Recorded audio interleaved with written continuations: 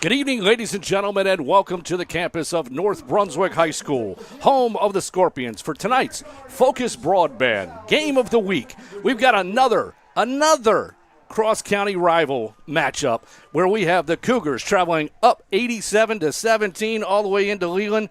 And, Jay, we're looking for another game just like we saw last week, really tight game all the way up until the third quarter, and then things kind of got away from the Cougars. But what do you got going for tonight's game? Well, so it's a rivalry game, even though it's the second week of the year, and with the conference's realignment last year.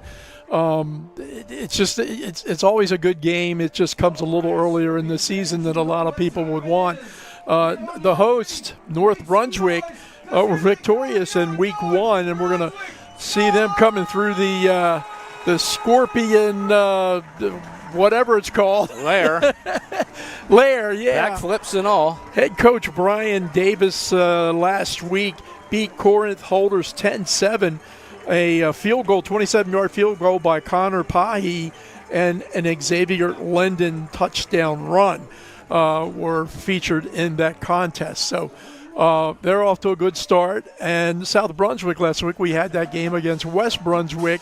And you're right, Steve, it was a 41-20 victory for West Brunswick. However, it was 14-13 at the half. And it was 4 second-half TDs by West, 3 of them in the fourth quarter, which kind of separated the two. But it didn't stop Amirius Revels from having a great game on the ground, 136 yards rushing and a pair of scores. He's actually leading the Southeast 3A, 4A, 5A conference in rushing. And keep an eye on number 7, Edward Young. He's a wide receiver.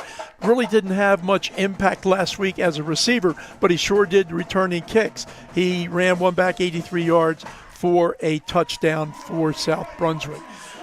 Freshman quarterback Callum Granger, he only completed 4 passes, but he didn't throw an interception. He showed a lot of poise for just a ninth grader. Yeah, it was an interesting game last week. I mean, the schedule started off last year the exact same way. North Brunswick had an out-of-conference game, while West and South played against each other last year. And it's the same way this way, where North is catching the Cougars coming off of a loss, and they're coming off of a win. But at the same time, South Brunswick ended up going, after last year's loss, South lost last year, they ended up going on 7-4 after these first 2 games. Now, I know that Daniel Yao wants to make this game a statement and learn from what they did last week, improve upon it, and make sure that they come out on the winning side this year. Well, it's going to be interesting because they scored 20 last week, but they could not stop West Brunswick. Now, a lot of that is because West Brunswick was playing very, very well. But look to see how the defense goes on this first series for South. Kick return caught at the 15-yard line. Right back into the middle of the field. Looks like number 6, Eli Talley, with the carry. You'll hear Eli Talley's name quite a bit here this evening. He was a quarterback from last week. 6 for 13, 42 yards, no touchdowns, 1 interception, and picked up 4 yards on the ground. Ball being marked at the 33-yard line. 1st and 10 for the Scorpions. Going to be interesting to watch how the defense reacts to the different type of offense than what they saw, I think, against West last week. Well, I'm looking especially at Nate Early, who is one of the dominant tacklers in the area. Ball handed off right up the middle for a nice gain. Carry by number 5, Jaden Coakley-Pridgeon. He had 43 yards last week. It looks like they're going to start him off and see how he can carry that team this week. Well, off to a good start there. Averaged over 5 yards per carry, and he caught 1 for 3 yards. Gain of 4 will bring up 2nd down and 6 for the Scorpions. Tally in the backfield. Man in motion to the left. Hand off again, right back up the middle. Hit around the 41, 42-yard line, and then push backwards. They're going to mark him forward on that. We'll see where the marking is.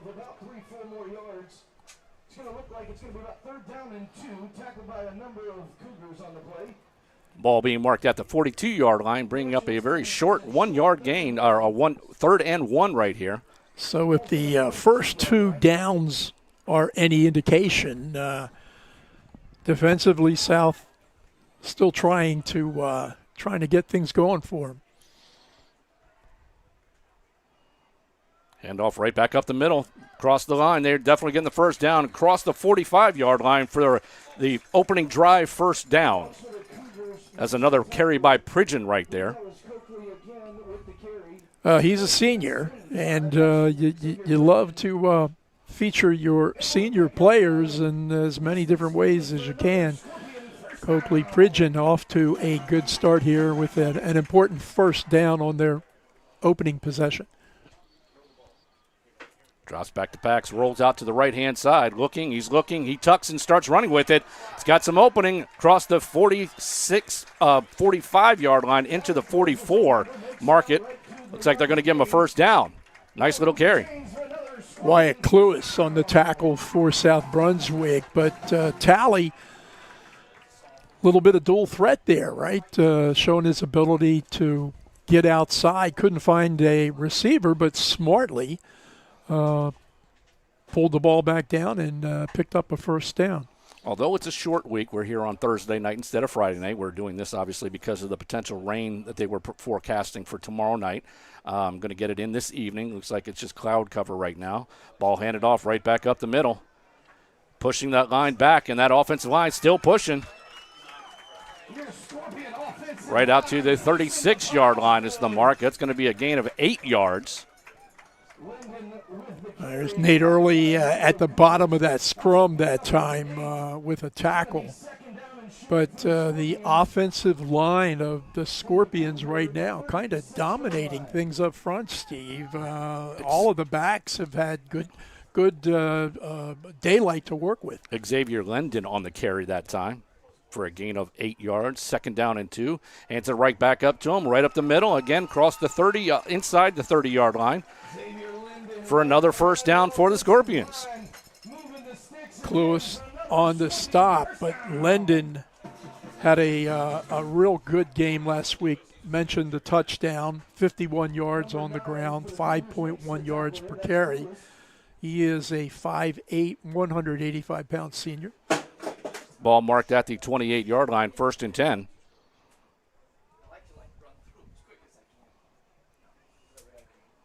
London picks up the block. They're going down the left-hand side. He's got a man open off his fingertips. Talley's pass intended for Jackson falls incomplete just off the fingertips. Second down and 10. Pass was intended for number 8, Ramir Jackson, just off his fingertips at the goal line.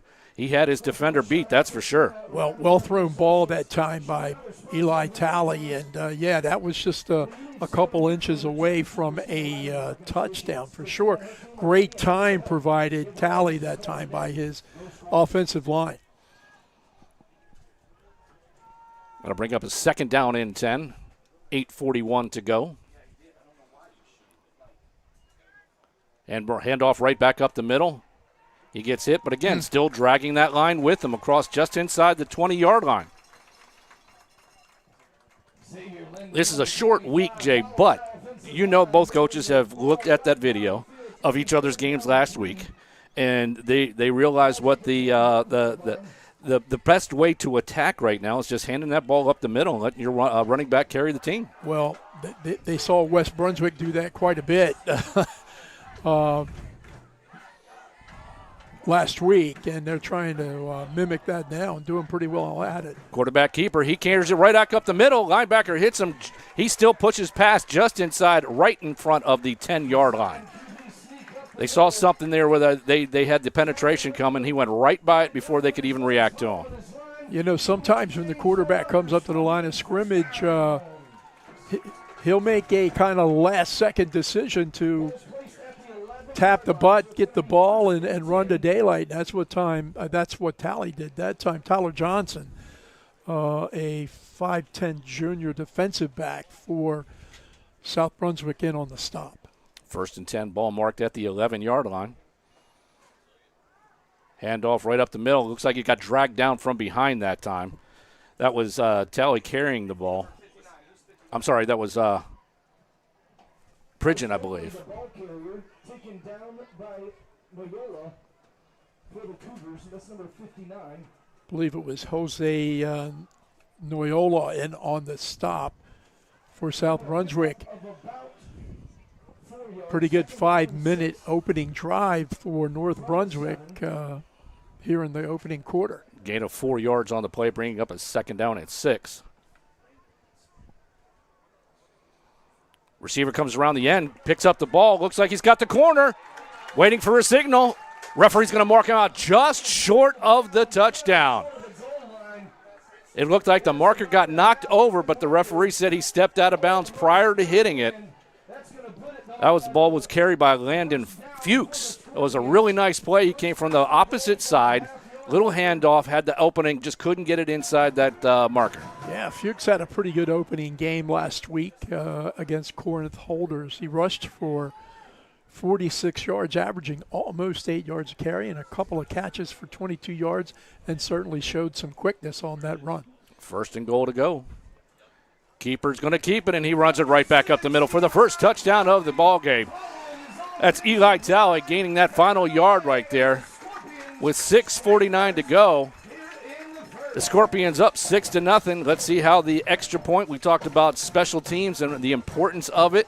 We'll see how the kicker for the Scorpions comes out here. Connor Pahi is the field goal kicker, and he was the difference in last week's game.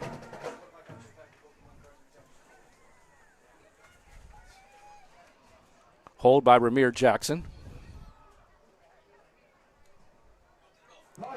Kick is up and good. 7-0. The Scorpions lead with 6:49 left to go. Well, that's an impressive opening drive for Brian Davis's North Brunswick Scorpions. Marched right down the field. Almost had a long touchdown pass, just missed by inches. But dominating game on the ground. On that touchdown, was watching all of the North Brunswick offensive line were into the end zone, and the South Brunswick defensive line were all about inside the 5-yard line. Right. So clearly, if the opening drive's any indication, big positive offensive line play by North Brunswick here this evening. Correct me if I'm wrong, but that drive looked just like the drive that South Brunswick started last week against West. Just a little bit of a mix, handing off a little bit left, little right, little up the middle, and stop me if you can. I dare you. and you know what? They'll probably keep doing that until they do stop them.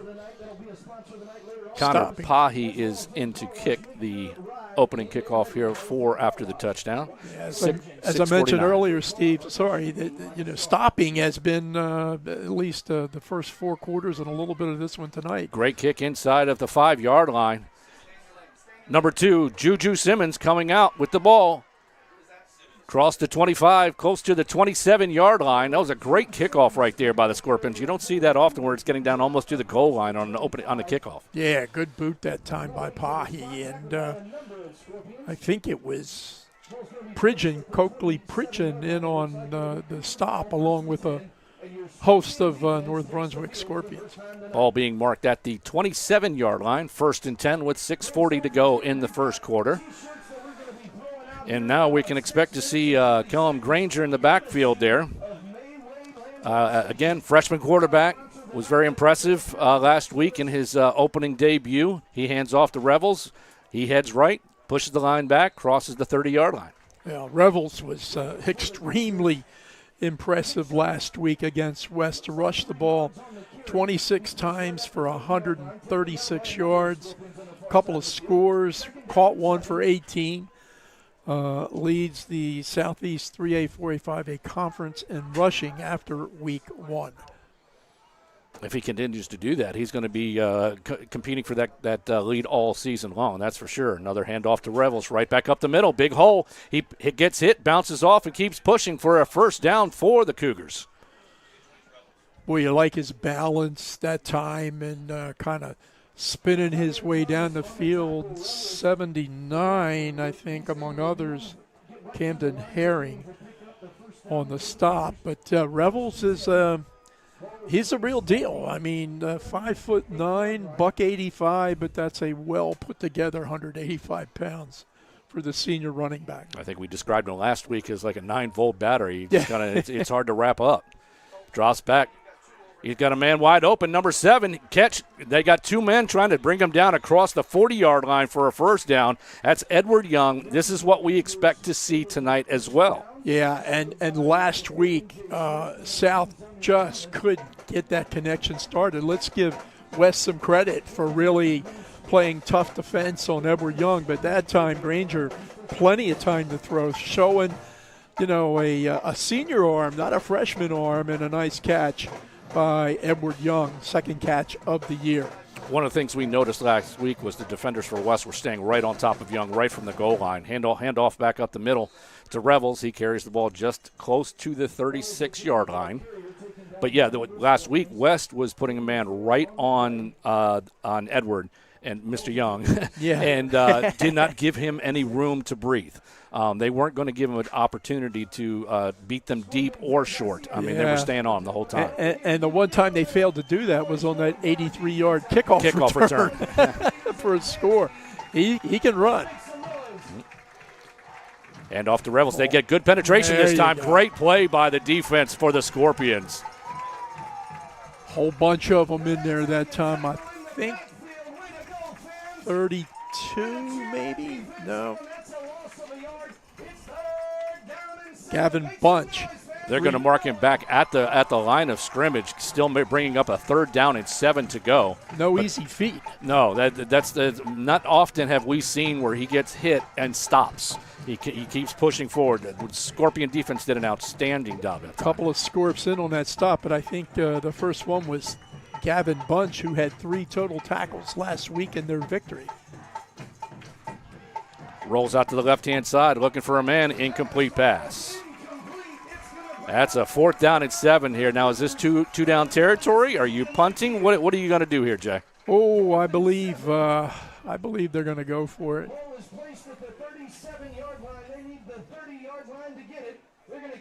See what type of play they call out here. Young is looking at the sidelines intently. Yeah. Maybe getting his number called.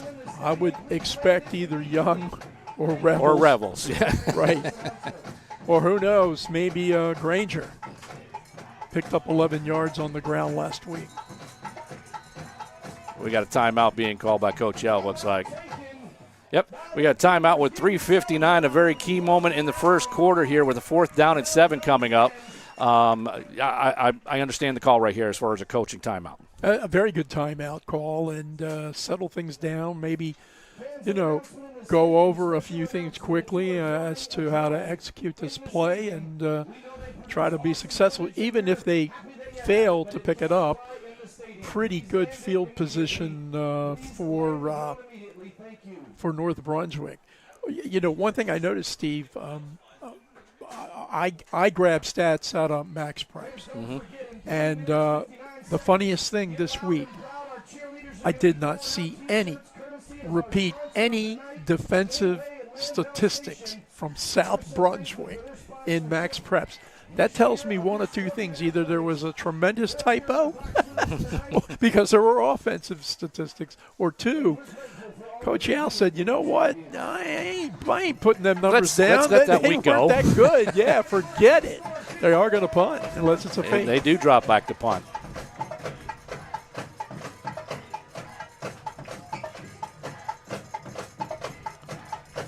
Good snap. He's at the 50-yard line, kicks it down to the ball, bounces at about the 14, still recovered, and then wrapped up just before the 15-yard line. That's good coverage. That's pinning him back in defense. That's kind of licking your wounds and saying, all right, we didn't have the confidence to pull that play out there with the 3rd down or 4th down and 7. I like the call personally. Yeah, I do too, and I know Joey Nichols likes it even more because he was the guy, along with a little bit of help from his friends, who made the good special teams play. So Scorpions will take over 1st and 10 on their own 15-yard line with 3 minutes and 50 seconds to go. And again, go back to the well, right? Well, I mean, it keeps working. Let's keep doing it. It looks like it hasn't nearly run dry. So keep drinking. Handoff up the middle. No, it's not. He keeps it, and he's scrambling now. All the way to the outside. He's got an over. Oh, tackled by the last man standing. Number 70 right there, Logan Leonard coming up with a big tackle. That was an excellent run. I thought the ball had been handed off to the running back up the middle, and the way he reacted, he kind of bounced off some guys. But it was a keeper, and an excellent first down, ball being marked at the 32-yard line. My memory's getting pretty bad here, but it seems to me like there's always a tally that plays for North Brunswick, and he's always good, right? And that plays some athleticism by junior Eli Tally on that play. Tally in the shotgun, takes the snap, looks to his right. Nice little comebacker from the wide receiver there, number 4, MJ Smith.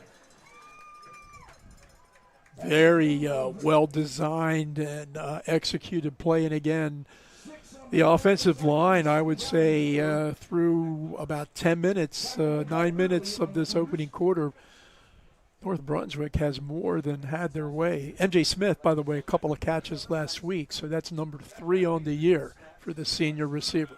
Gain of 6 yards on the play will bring up a 2nd down and 4.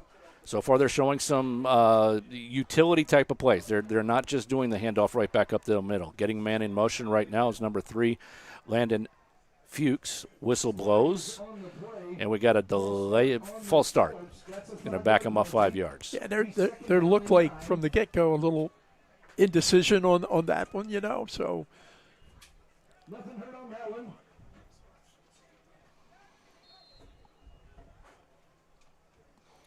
Anyway. That'll make us 2nd down and 9 now. And at the way, the rate they've been ripping off yardage tonight, 2nd and 9, they shouldn't be too frightened of. Fuchs in motion.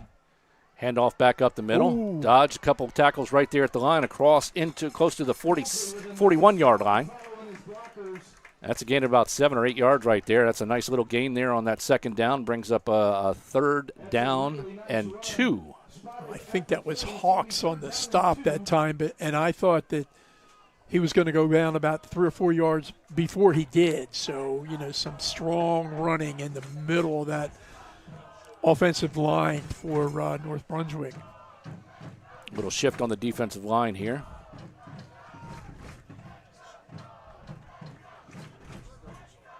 Quarterback keeper, he got hit from the line, from behind. That was very well read by number 9, Wyatt Cluis. He came from the outside there, didn't fool anybody. Well, that's the kind of South Brunswick defense that you're used to seeing, all right? And we mentioned Wyatt last week, missed all of last year with a broken leg, and so good to see him back here playing this season as a junior. He'll play a lot of different positions on the field and do them very well for Coach Yao.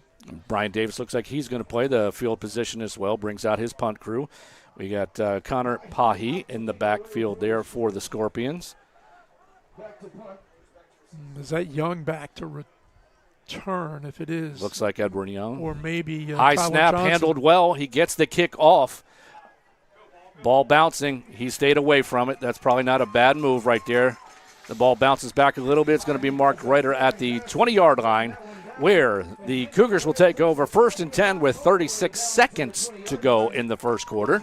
That was Tyler Jackson that time back to return that kick, and I mentioned that because Jackson, along with Young, speedy guys, and a very Johnson is a kind of an athlete, if you will. Put him out there, he can do a lot of different things, and a smart play that time. 36 seconds to go. Looks to the right. He's got a man open. Caught. Nice catch. Looked like Chris Woodlam, I believe, number 23. I think you're right. That's what I'm going to go with. Sometimes, ladies and gentlemen, these numbers are hard to pick up from a distance. Hard to see, yeah. Woolham had a catch last week, so make 2 in a year. Really nice extension that time, and a well-thrown ball by Granger. You can see why the Cougar coaching staff is high on a ninth-grade quarterback, Caleb Granger. And that is the end of the first quarter with the Scorpions up 7-0 on Focus Broadband's Game of the Week. We'll be back in just a brief, short time.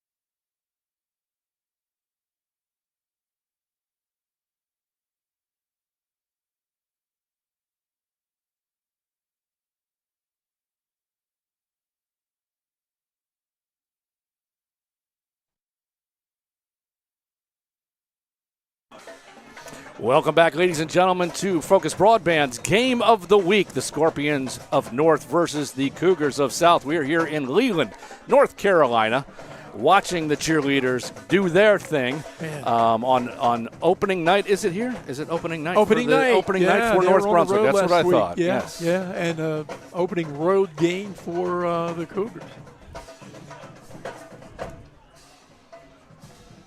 Granger looking overthrown. He was trying to get it to Edward Young. And we got a late flag coming into the backfield. See what this call. Personal foul. Personal foul, okay. Roughing the quarterback, it looks like. I didn't see it. I was watching the pass going over top of his head. He must have come in and got him in the helmet. And that's going to give you a first down. You know, we talked about it last week, and this is part of what you get with high school football. Don't get me wrong. You see it in college. You see it in professional levels. You know, this is a rivalry. This is a game where there's some pride. You got county, be able to brag a little bit within county. Oh, yeah. And you want to leave your mark. But these are the mistakes that can end up costing. I mean, that would have been a third down, but now you're giving them a 1st and 10 on the 39-yard line. As we mentioned in the past, most football games are lost, not won, and they are lost due to mistakes such as that. Rebels in the backfield. They're looking over to the sidelines to get a new play.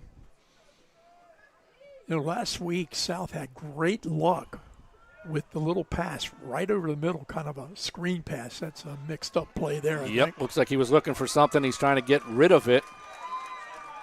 They're saying a receiver was in the area, and they're going to simply call it an incomplete pass. Looked like he was almost trying to get that, ditch that and get it away. Well, let me tell you, that's a ninth grader that make that decision that time, and that's smart if you're a graduate student, right? So he was able to the play was broke from the beginning, and at least they didn't lose any yards. So smart play by freshman Caleb Granger. He has shown a lot of maturity for a young kid. He really has. It was fun to watch last week. I know the outcome wasn't what they were all hoping for, but even after the game we were talking, and it was impressive to watch him play. And so far he's showing a lot of smarts. Here he is rolling out to the left-hand side. This time he's got a man open, just sails it over top of his head. I think it was Juju Simmons. He was trying to get to Juju, and did not happen. That's going to bring up a 3rd down and 10. Seems like both teams are really opening that passing game as well as the running game. They did the running on the first time. Now they're going to check out on the passing. Let's see what they do here on 3rd down and 10.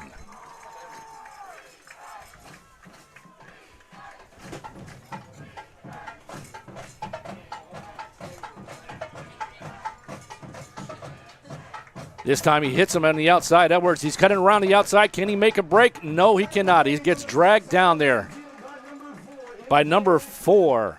M.J. Smith makes a very important tackle to hold him to that 4th down, and I think it's going to force a punt. Well, M.J. had a couple total tackles last week, and that one was a big one there because if Young gets daylight, he can run. He can be very, very dangerous.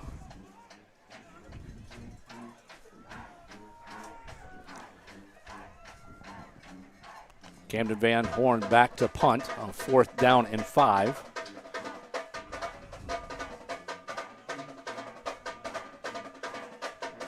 Good snap. Kick is away. End over end. Ball lands on the 31-yard line, bounces inside of the 30, and that's where it's going to be downed. Mark the ball on the 29-yard line. 1st and 10 with 11:24 to go in the second quarter, and that's where the Scorpions will take over. So far, we're seeing a more balanced attack than what we saw last week from both teams. Yeah, on that series for South Brunswick, I'm a little surprised that Revels didn't touch the ball, at least running the ball. But I'll tell you what, he did lay a good lick on that one pass, that the completion to Young.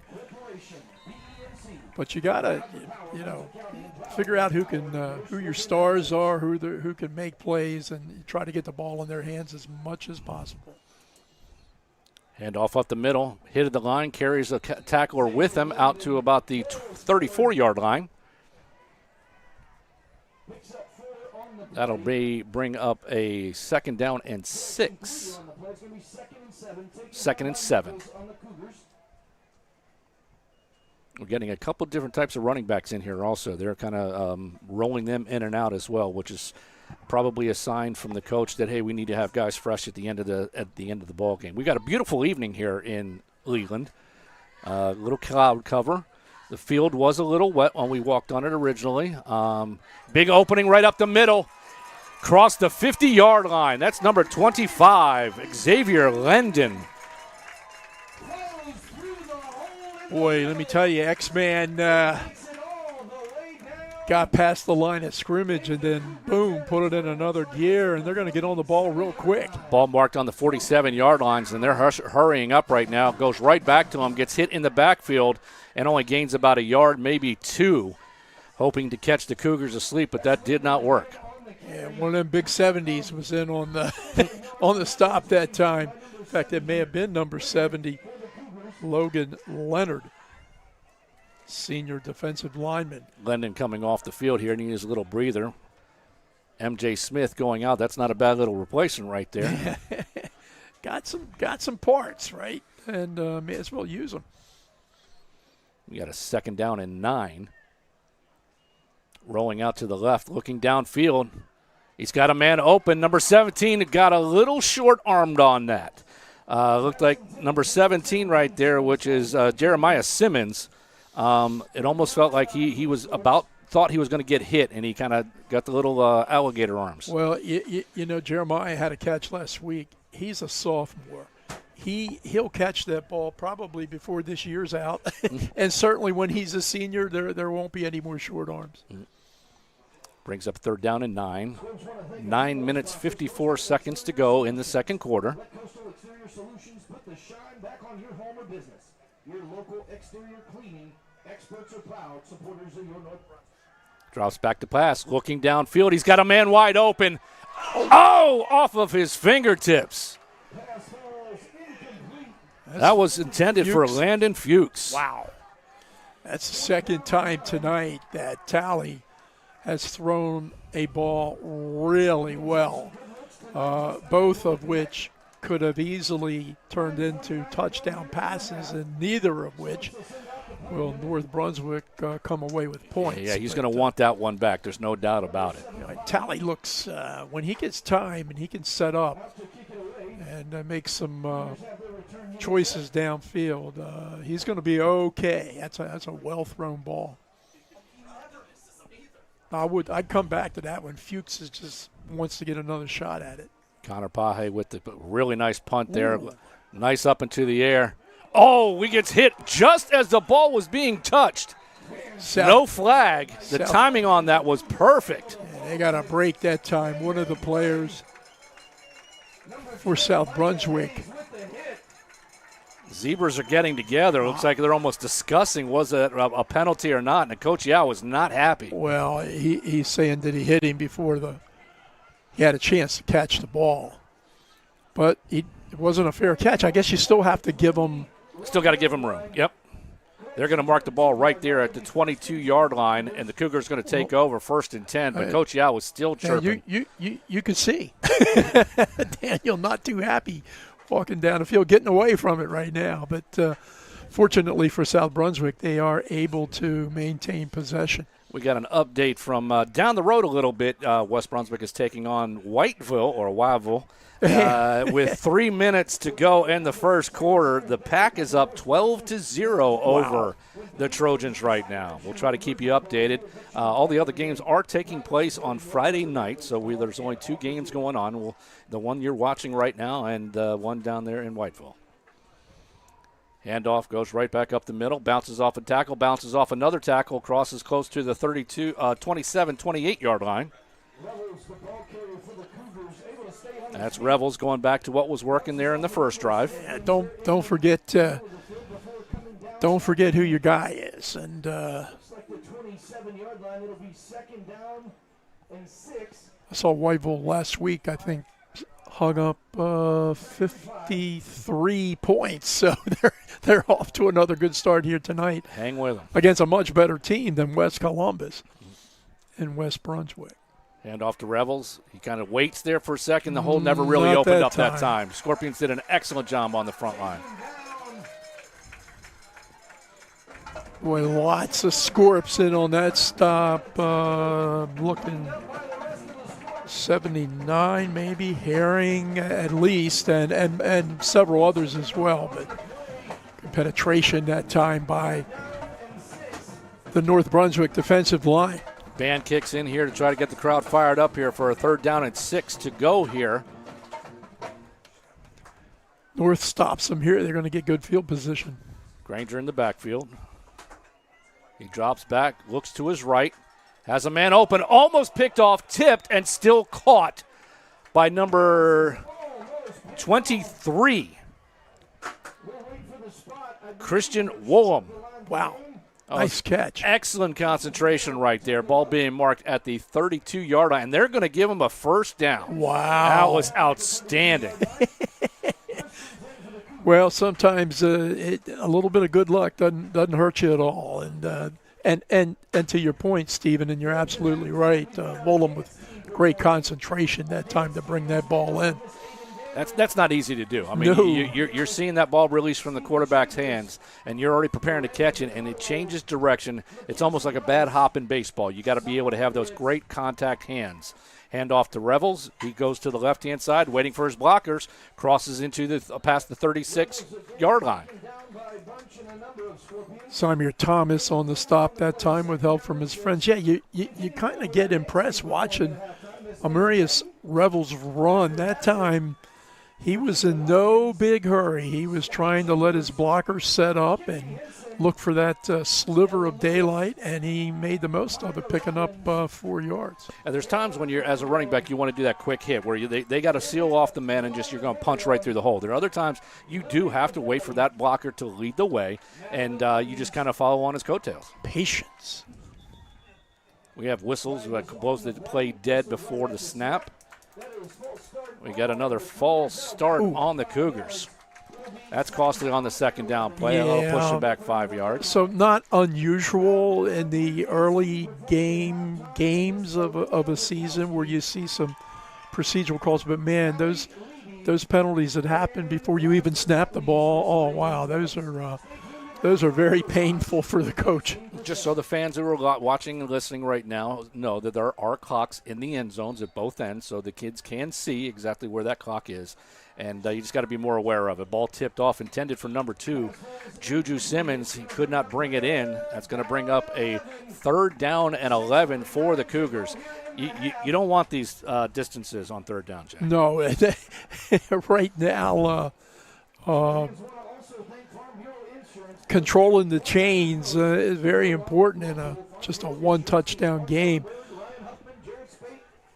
And South didn't help themselves much that time by not converting. So see if they've got a 3rd and 9. Again, last week they had great luck with the little screen pass right over the middle.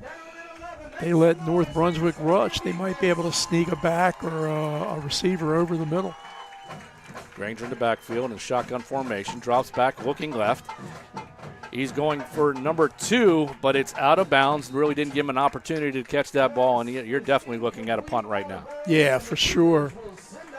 That's maybe one of the few, if perhaps not the first time tonight, that Granger really wasn't even close to his receiver. That was a throw he'd probably like to have back, because I think it was Simmons had some room there, but overthrew him. So North holds and could walk away with this with pretty good field position. I believe I saw number 9, Wyatt Cluis, back to punt. And that's who it was. Kick is up and off. Ball takes a big bounce right into his hands. He's trying to kick it outside. He's being dragged. Now we got a fumble. Loose ball. And Cougars are all over it. They definitely recovered that ball right there on the 38-yard line. That's a big mistake, and it's a great opportunity for the Cougars. Chase Huggins, I believe, of the special teams play, and wow, how the game can change, right? Talking about North coming up with reasonable field position, and the team that comes up with the reasonable field position is the one that tried to kick it away, and that's South Brunswick. We got a replay coming back up here. Ball caught on the far side of the field, and he's trying to cut it across. You can see he sees the green grass, and it looks like it got stripped from behind. The arm got pulled behind him. The ball pops out, and the Cougars had 2 or 3 guys jumping all over. Well, he had that ball in his right hand or right arm, and he was running across. That arm was exposed, and good special teams play by South Brunswick. 1st and 10, looks to the left. Ooh, close. Ball's caught and hit immediately. Great defense right there. Close. It looked like M.J. Smith all over him. That's to Young, and wow. That's a great little matchup tonight, isn't it? You got Smith and Young.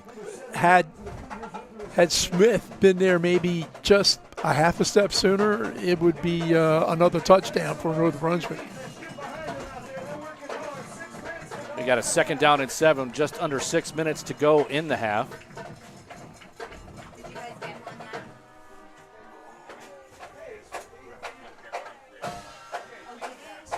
Ball carried up the middle, cross inside the 30-yard line.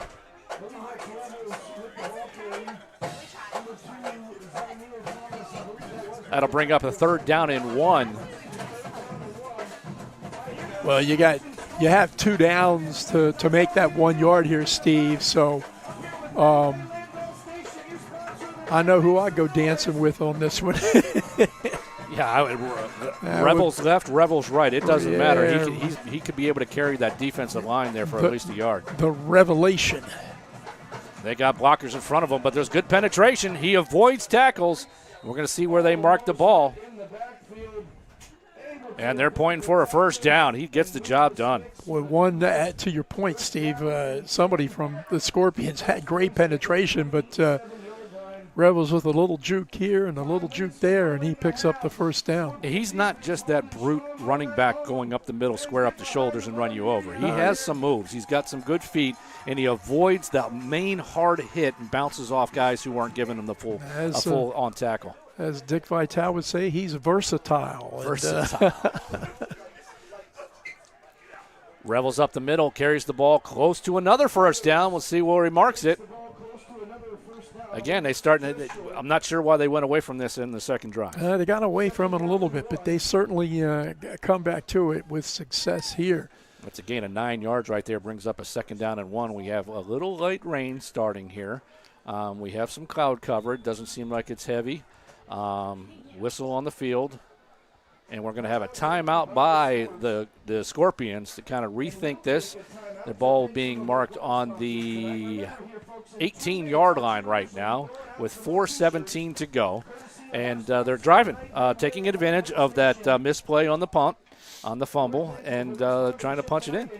Steve, on Coach Brian Davis's staff this year is, and I believe he is the defensive coordinator, Dante Lombardi. For the past 2 or 3 years, Dante Lombardi was the head coach at Ashley. Nice. And let me tell you, he turned that Ashley program around. Yes, he did. So he ended up coming over to North. I know Coach Davis was very happy about that. And I think he is the defensive coordinator, but he's going to be very involved in the success of this Scorpion team this year.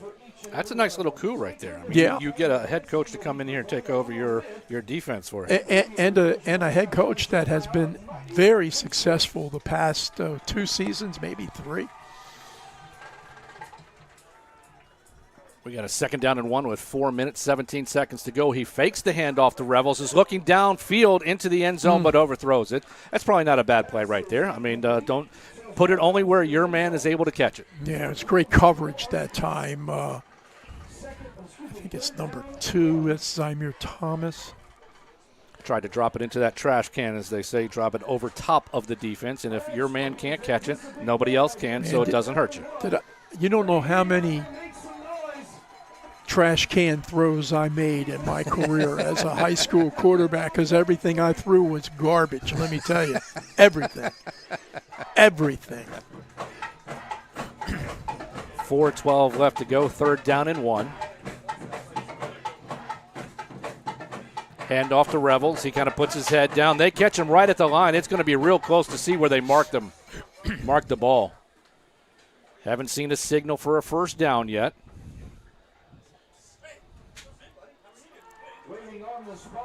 Referee signals a 1st down for the Scorpions. That wasn't gain of much. Defense did a very nice job there on the front line, and they just weren't able to hold him for that 1 yard. Enough was enough, huh? You know it's coming. I know it's coming. You know it's coming.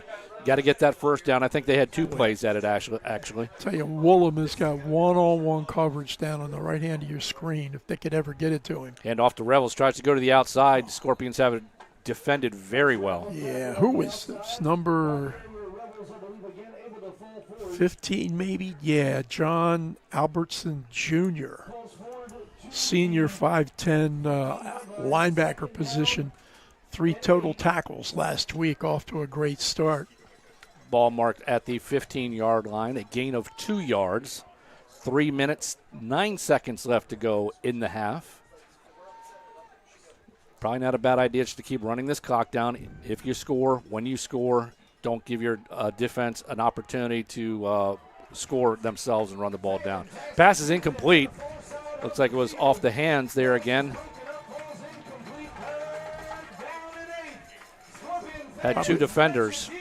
Well, and the other problem that time for South Brunswick freshman quarterback Granger, he really was not set. He was kind of off balance, really.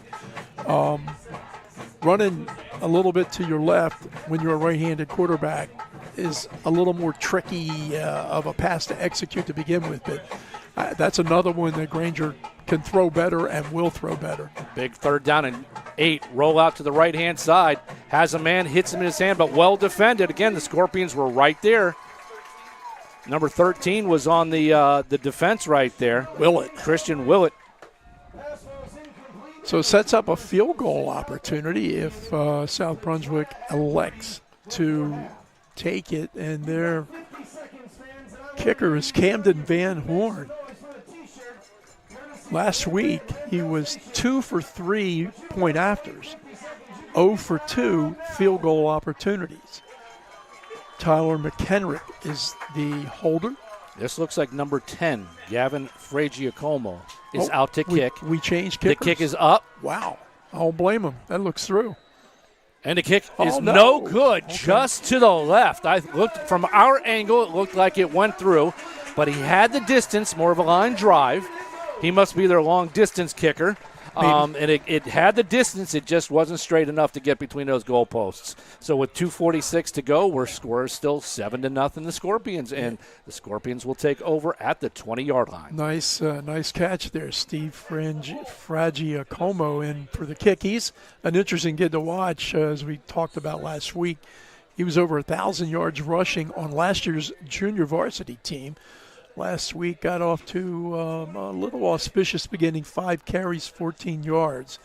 But very talented athlete, as you could see there. He could come in and attempt a field goal.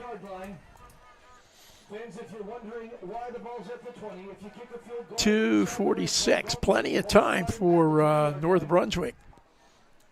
1st and 10 on the 20-yard line. Handoff up the middle, a little juke to the side. Got tackled by his ankles there.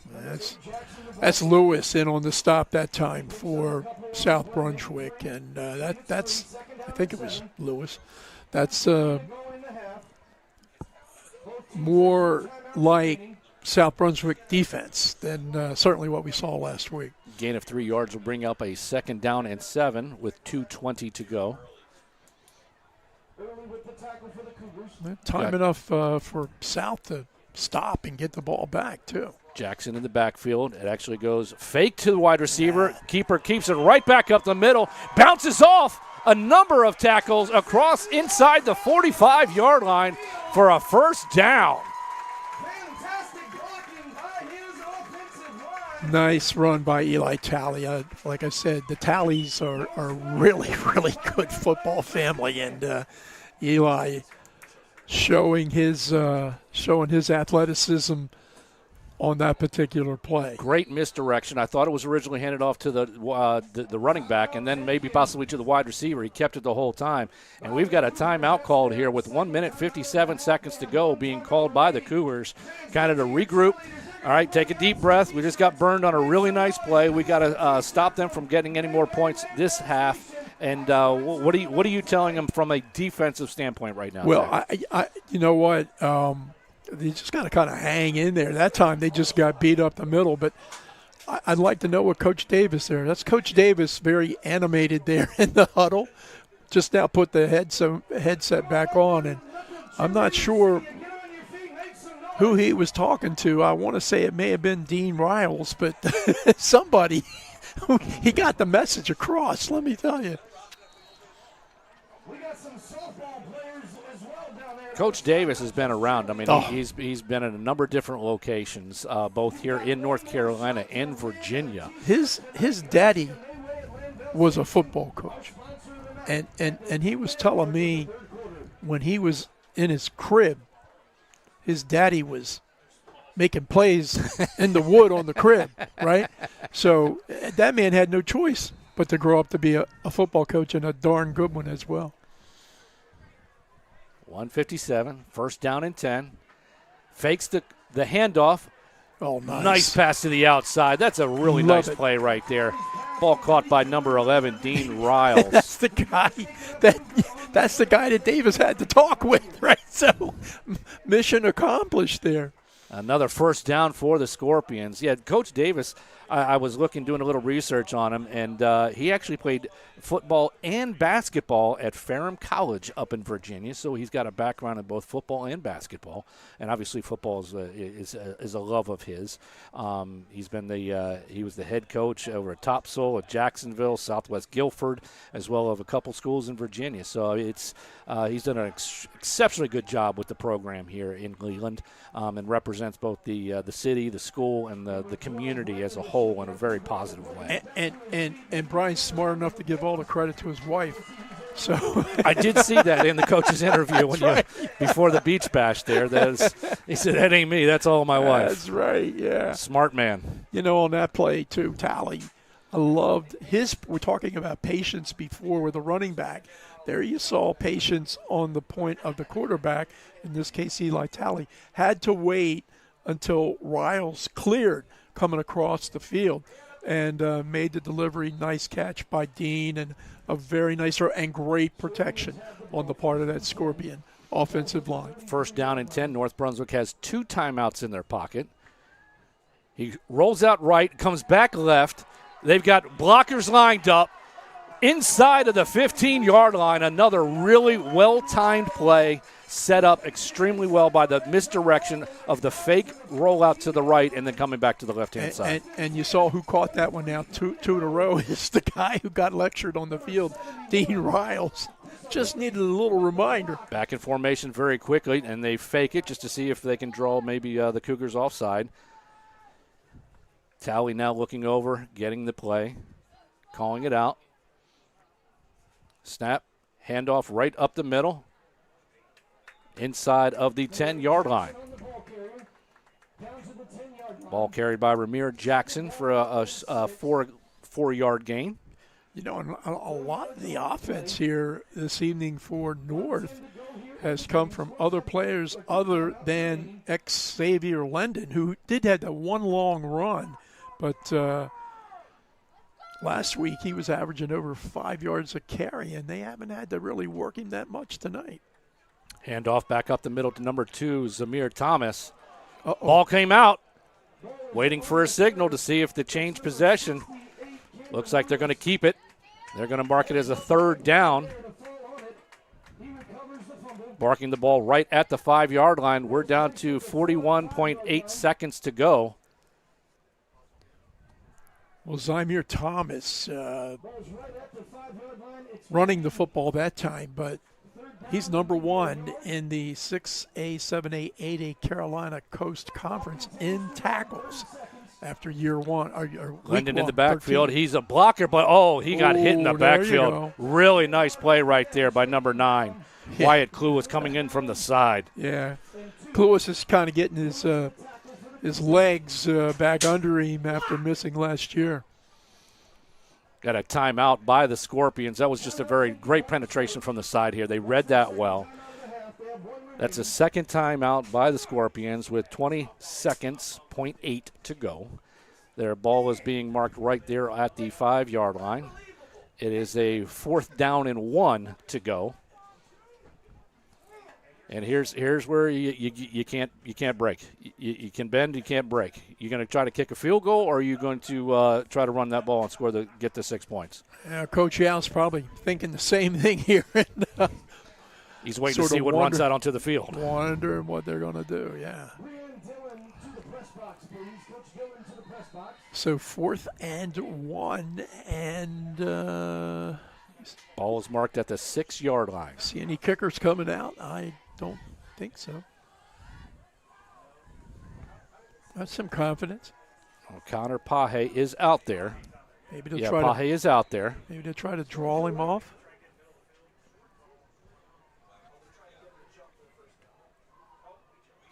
Uh-oh, jeez. Uh-oh. You're trying to draw the defensive off. Inopportune time. You end up being the one that draws yourself off. Yeah. And they got caught. That's a shame right there. That's going to knock the ball all the way back to the 11-yard line. Now I don't think you have a choice. You've got to kick the field goal. Yep. Pahe last week, 1 for 1. Ball's going to be marked at the 18-yard line. It's going to make it a 28-yard field goal. Snap. Kick is up. And the kick is good. Big kick for Pahe right there, coming through when they needed him. With 15 seconds left to go in the half, the Scorpions are up 10-0. And now you're just going to do like a squib kick here, try to run the clock out here, and regroup at halftime for both teams, especially for the Cougars right now. Well, 10 was enough last week for North Brunswick. 10-7 win over Corinth Holders. And we'll have to see how the second half plays out. But nice 3-point, nice drive that time by North Brunswick. Very nice drive. Unfortunately, that penalty there at the end, that cost them. I think they were trying to draw the defensive line offsides to get that automatic first down, get you half the distance to the goal line, and it backfired. Well, but you still come away with 3, so you got to take that as a win. Yeah, these high school kids, it's hard for them to stay still for too long, right? Connor Pahe coming off a fantastic game-winning field goal last week at Corinth Holders Pirates. Ball is marked at the 40-yard line. As I said, we got 15 seconds to go. Left in the half. 2-man back for the Cougars. And if you're North Brunswick, you certainly want to, keep little the ball. Squib. Yep, he's down on the ground. Ball's going to be blown dead right there. They're going to mark it at the 33-yard line with a total of 14 seconds now to go. I was telling you about Cluis. For South Brunswick, you can put him in a lot of different places and he'll do well. That time he's playing special teams and does well, just fielding that ball and getting down, give him this last shot or two before the half expires. Ball marked at the 34-yard line, 1st and 10 for the Cougars. And if you're North Brunswick, you Don't let anybody get behind you. Deep. Nobody deep. Four guys out around the 50 right now. So Handoff up the middle to Revels. He's looking for an opening. Twist and turn across past the 40-yard line. They're going to mark him just short of the 40-yard line, and timeout has been called by the Cougars. That's an interesting call. This may be more of a coaching moment more than anything else. Give me a chance to talk with my guys and say, listen, this is what we need to do. And part of your halftime pre-speech. Let's put it that way. I don't see Brian out there reminding anybody of anything. Of course, it's the defense, and that might be Coach Lombardi that's in charge of that. And Coach Al, as you see the South Brunswick Cougs come back on the field, probably play it safe here, maybe, Steve. Only down two scores. That's why I was surprised by the timeout. I mean, you ran. If you really were trying to score, you're trying to maybe pass down the field, get out of bounds, stop the clock. Instead, they do a handoff right up to Revels. He waits for his blockers. He's got an opening and a nice run. He's bouncing, still going. They finally bring him down to the turf right at the 49-yard line. And that is going to bring us to the end of the first half of the FOCUS Broadband Game of the Week. We are here in Leland, North Carolina, with the Scorpions up the score of 10-0. We'll be back in a while. We're going to take a break, and we'll keep an eye on that clock, and we'll be back and show you what we have to offer for the second half.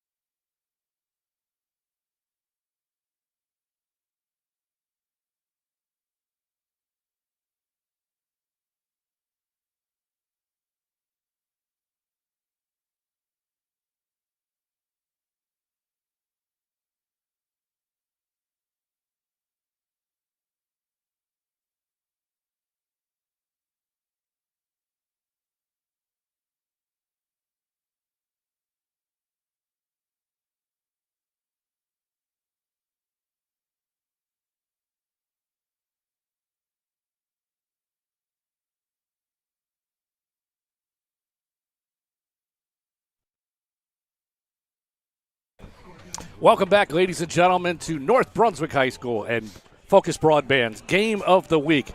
Coming off the halftime with 10-0, the Scorpions ahead of the Cougars. We got a quick little update here, Jay. The only other high school football game being played right now is West Brunswick Trojans traveled out to Whiteville, and at halftime, the Wolfpack is up 18-14 at half, which is that they were down, and Trojans have made a nice little comeback here to get it closer at halftime. Yeah, nice comeback by the Trojans on the road at Whiteville. Not an easy place to play. So, and we will be seeing the Trojans next week at their first home game of the year to kick off the season for their home team. North Myrtle Beach, right? Myrtle Beach. Okay. Traveling up the road just up 17 to come visit the Trojans in Charlotte. But we're starting off the third quarter right now. Number 7, Connor Pahe on the kickoff for the Scorpions. Ball caught right inside the 20, 21-yard line. Dangerous play. Nobody on the outside. Dangerous. He's got the corner. He's turning on the Jets. Dangerous. They've got to track him down, pin him back. Finally being brought down at the 23, 24-yard line. That's Young. Yeah, you can expect that from them. You can't give him that open field like that. No, he's fast and got good instincts as well. But wonderful way for South Brunswick to start the second half because they really didn't have much going for them in the first half. Not able to score a point. Excellent starting field position here for the Cougars to start the third quarter. Ball being marked at the 24-yard line, 1st and 10. Granger in the backfield. Hands off to Revels. Great penetration right there. Jamar Brown with the tackle. Excellent penetration right there for the Scorpions. Big time play because if Revels can get going, he's hard to catch and certainly hard to stop. He didn't have a chance to get any momentum going. I mean, when he got hit, he was just receiving the ball, trying to get stable, and they made a nice stop there. A loss of 3 yards on the play, 2nd down and 13. Fakes the pump to the quick out, and then up. Nicely defended. Again, number 2 for the Scorpions. Zamir Thomas breaking that one up. That looked a little underthrown, Jay. Yeah, and he was looking for Edward Young that time, he being Caleb Granger, the freshman quarterback. Little pump fake and then trying to catch Young down the sideline, but well defended that time by North Brunswick. That'll bring up a 3rd down and 13. 11 minutes to go. Great field position to start this quarter. You really want to take advantage of that great field position. You don't want to squander this opportunity here at the beginning of the second half. They're probably in 4-down territory, but they'd like to pick it up here. He looks out wide. He's got a man open right off of his hands and knees. Ooh, that ball was number 23 was intended for Christian Woodham. Well, had time, run a decent route. Ball catchable, just not able to execute. As you said, 4-down territory. They're not going to punt it away. You're not going to try to field goal from this distance. They're going to need a hefty 13 yards here for the 1st down. Again, looking for that last week's success with that middle screen, but haven't seen it tonight. Granger looks across the middle. It's picked off, and there's a lot of open grass. I don't Number think they're 4 is going to carry this all the way. MJ Smith, nobody is going to come close. Touchdown, Scorpions. He read that extremely well, cut across the middle, tipped it to himself, got it under control, and everybody was on the left side of that field. There was nobody on this side of the field for the return. Yeah, that's about – where did he catch that ball, Steve? Around the 20? Right around the 22, 23-yard line. Yeah, so 70-odd-yard touchdown interception return. Pahe coming onto the field here for the extra point. Number 6, Eli Talley, is holding for him. After the huge return by Smith, he's out for the extra point. Snap. Kick is up. Is good. Kick is up. And it's Kick is good. And with 10:41 to go in the third quarter, 17-0, the Scorpions back to that interception. He cuts right in front of him, tips the ball to himself, and there is nobody near him. Yeah. That's just a lot of fun when you're running down the field and you know there's nobody going to catch you. Yeah, he's the read was perfect, and the timing was perfect, and MJ Smith down the field for the touchdown, 17-zip. Coach Davis has to be very, very happy with the way that second half has started for him right now, even after the great return on the opening kickoff. His defense didn't budge and ended up turning the fourth down possession into a pick six. With 10:41, as I said, Scorpions up 17-0. Cougars have to get something going here, try to figure out this offense. Jay, do you think going back to Revels is probably a good idea? There's plenty of time in the game. I mean, it can be made up very easily. Well, yeah, and of course they can make a special teams play like Edward Young did that time as well, or maybe come up with a defensive turnover. But yeah, they need something to kind of pick them up. Little squib kick. They're just going to fall on it. Again, not a bad play. That's being dropped on top of Wyatt Clueless, just jumped on top of that ball. You know, not much good has happened for South Brunswick today, at least here on the football field. But in Major League Baseball, something really good happened. I'm glad South you brought today, that up. Steve. That's right down my alley, baby. What happened today? Today, the one and only Walker Jenkins was called up to the Minnesota Twins from the St. Paul Saints, and his first game will be tomorrow, Friday. I'm pumped about that, Jay. I'm a big baseball guy. I know you are. We got. Will that be on MLB something? I guess you'll be able to find it somewhere. I'm sure you'll be able to track it down. I know I'll be watching. I know his grandfather will be watching it, so we go to his house. Granger rolls out to the left, throws it to 23, but it was incomplete pass intended for Christian Woodlum. But, yeah, with Walker Jenkins, he had trouble the first couple years just staying injury-free. His numbers were actually excellent. I've been following him ever since he got out of high school, saw him play back in high school. He's a five-tool player, not to mention the kid's just a great kid. The fact that his nickname was also one of the top minor league nicknames in all of baseball. And it was? Captain America. You can't beat that right there, baby. Is it the red hair? Blonde hair, blue eyes. Kid was also an incredible swimmer back here in high school in Southport. Yes, he was. Just an all-American kid, he really is. I wish nothing but the best for him. And the fact that he's getting that call, I was very excited when we learned about it just a little while before game time. I remember covering Walker as a basketball player. Mm-hmm. And the dude would post down and nobody could move him, right? and he actually, basketball wasn't his game, but he's such a good athlete. He was good, he helped. And I echo your comments completely. Long time in coming, but wow, big night for the Jenkins family tomorrow evening. I'm sure we got to have a timeout here on the field with 10:05 left to go in the third quarter, and it's official timeout. But I know Mr. and Mrs. Walker, I'm sure, are on a plane as we speak right now, flying out there to I'm not sure if they are at home or away. I did not get a chance to look at the schedule, but very great news to hear for the Cougar crew of Southport. Something to be very proud. 3rd down and 5 here. Drops back to pass. Has a man open. Again, tipped off of his hands and dropped. They're just not being able to bring that ball in here. That ball was intended for number 23, Christian Woodham.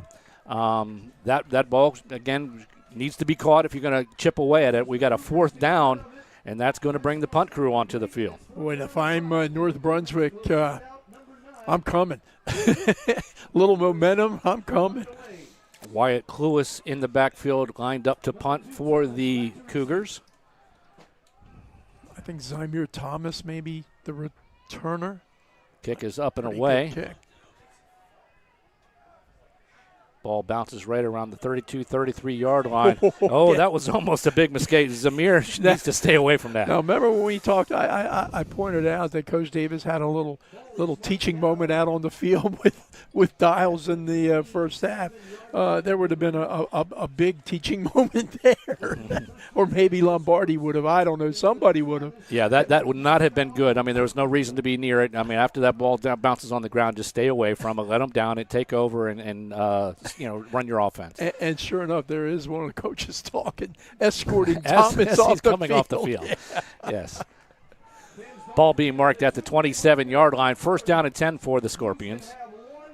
No harm, no foul. Mm-hmm. Tally in the backfield. Handoff right up the middle. Nobody's touched him so far. A little stiff arm pushes past the first down marker. Looks like a gain of 10 or 11 yards. Was that Landon? That looked like Or number, or maybe it's Pridgen, Coakley Pridgen. Number 5 coming off, so I don't know. Boy, as you well pointed out earlier, sometimes those numbers are tough to pick up.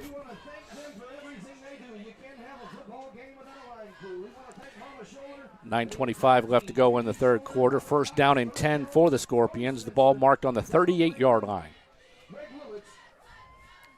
Looked like we had movement. Yeah, down here on the bottom we had number 4 like he jumped a little bit. Back him up 5 yards.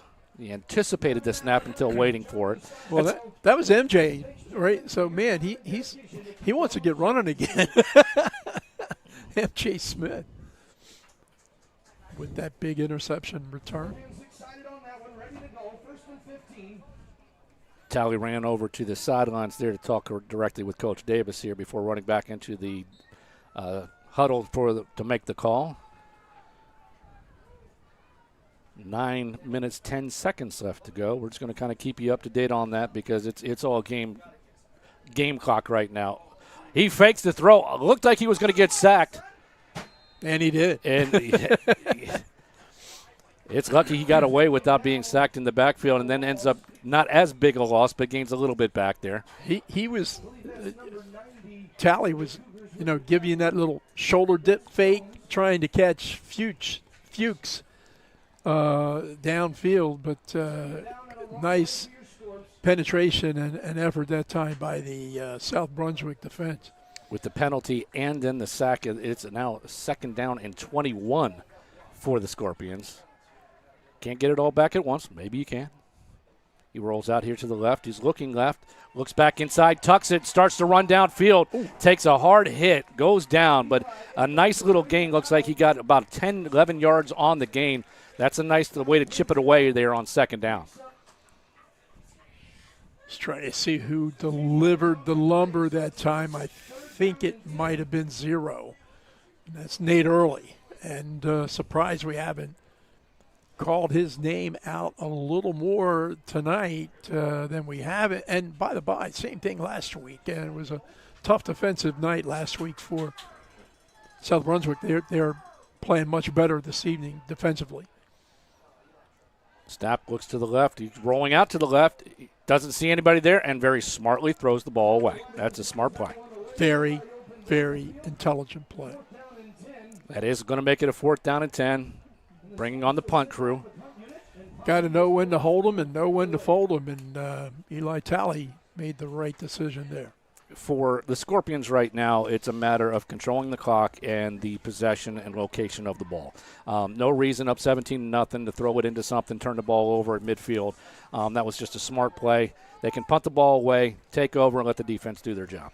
And, here's another opportunity potentially for a special teams play. High snap, but it's handled. Looks like he kicked it straight up into the air. We're not going to get a whole lot out of this one, unfortunately. But the ball's bouncing South Brunswick back. Will. Yeah. I think the kicker is the one that downed that ball right there. Almost a negative kick. That was all of 1 yard, I think it was, maybe 2 on the punt, unfortunately. It's interesting. We talked last week, and we're going to talk about this all season. Special teams is huge in high school football. Yeah, and the deeper into the season you get, the huger it becomes. Football essentially three elements: offense, defense, special teams. Hand off to the right, Rebels. They stack them up, just a short gain, a yard, maybe two. If South, though, just kind of stays composed here, oodles of time left. There 7 is. minutes here in the third quarter.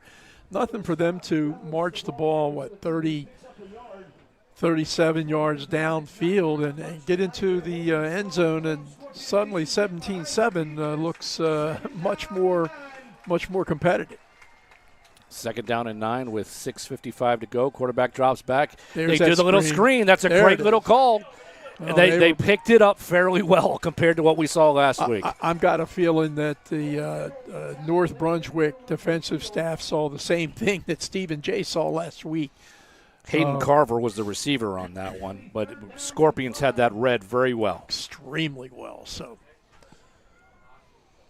gain of just a couple yards. That's going to bring up a third down and 5. That was one thing that West didn't adjust to as the game went on. They got burned on it and almost got burned on it really close to the end of the ball game. Unfortunately, it was an incomplete pass, but Scorpions did an excellent job defending that play right there. I think with a young quarterback, a ninth-grade quarterback, shorter passes are better. Third down, hands off to Rebels. He tries kicking it to the outside, but the Scorpions are all over him. Somebody came in there quick. I think it was maybe 32, Gavin Bunch. Yep. Bunch has had a bunch of hits here this evening, Steve, no pun intended. Scorpions are getting some really good penetration right now on that defensive line. It's making it very difficult for Rebels to get any type of opening, to be able to move his feet, find a hole. It's just not there. No, it isn't. And Rebels is obviously a really good back, but doggone it, you got to have some blocking. And the last few series, not much. They're going for it. Fourth down and 6. Whistles blow before the snap. I think Coach Yao. Yao had second thoughts of that before he snapped the ball there. So that's going to bring us with 5 minutes, 18 seconds to go. A fourth down and 6 with our score 17-0. Ball marked on the 35-yard line. Yao's going to talk to him, decide, is this really what we want to do? There is still a lot of time. Well, we take a look at Coach Yao and his South Brunswick Cougars. Really were on the top of the football world last year, right? Turnaround season after a dismal 0-10 season the year before. Finished in a tie in the 3A, 4A, 5A Southeast Conference. Yeah, last year they started off 0-2. They lost to West, lost to North, and then went 7-2 for the rest of the year. I mean, they had an excellent season, making it to the first round of the playoffs. Looking at other games in here we go. We got a big fourth down and call right here. Fourth down and 6 for the Cougars, and we got movement. Shoot. Wow. So when you make a mistake like that at any time, that's not so good. But when you make it right after a timeout, it's really doubly harsh. And they did that last week as well, where they had a timeout and they came out and cost a penalty on them, had to back the ball up. Yeah, they're gonna go ahead and kick. So Cluis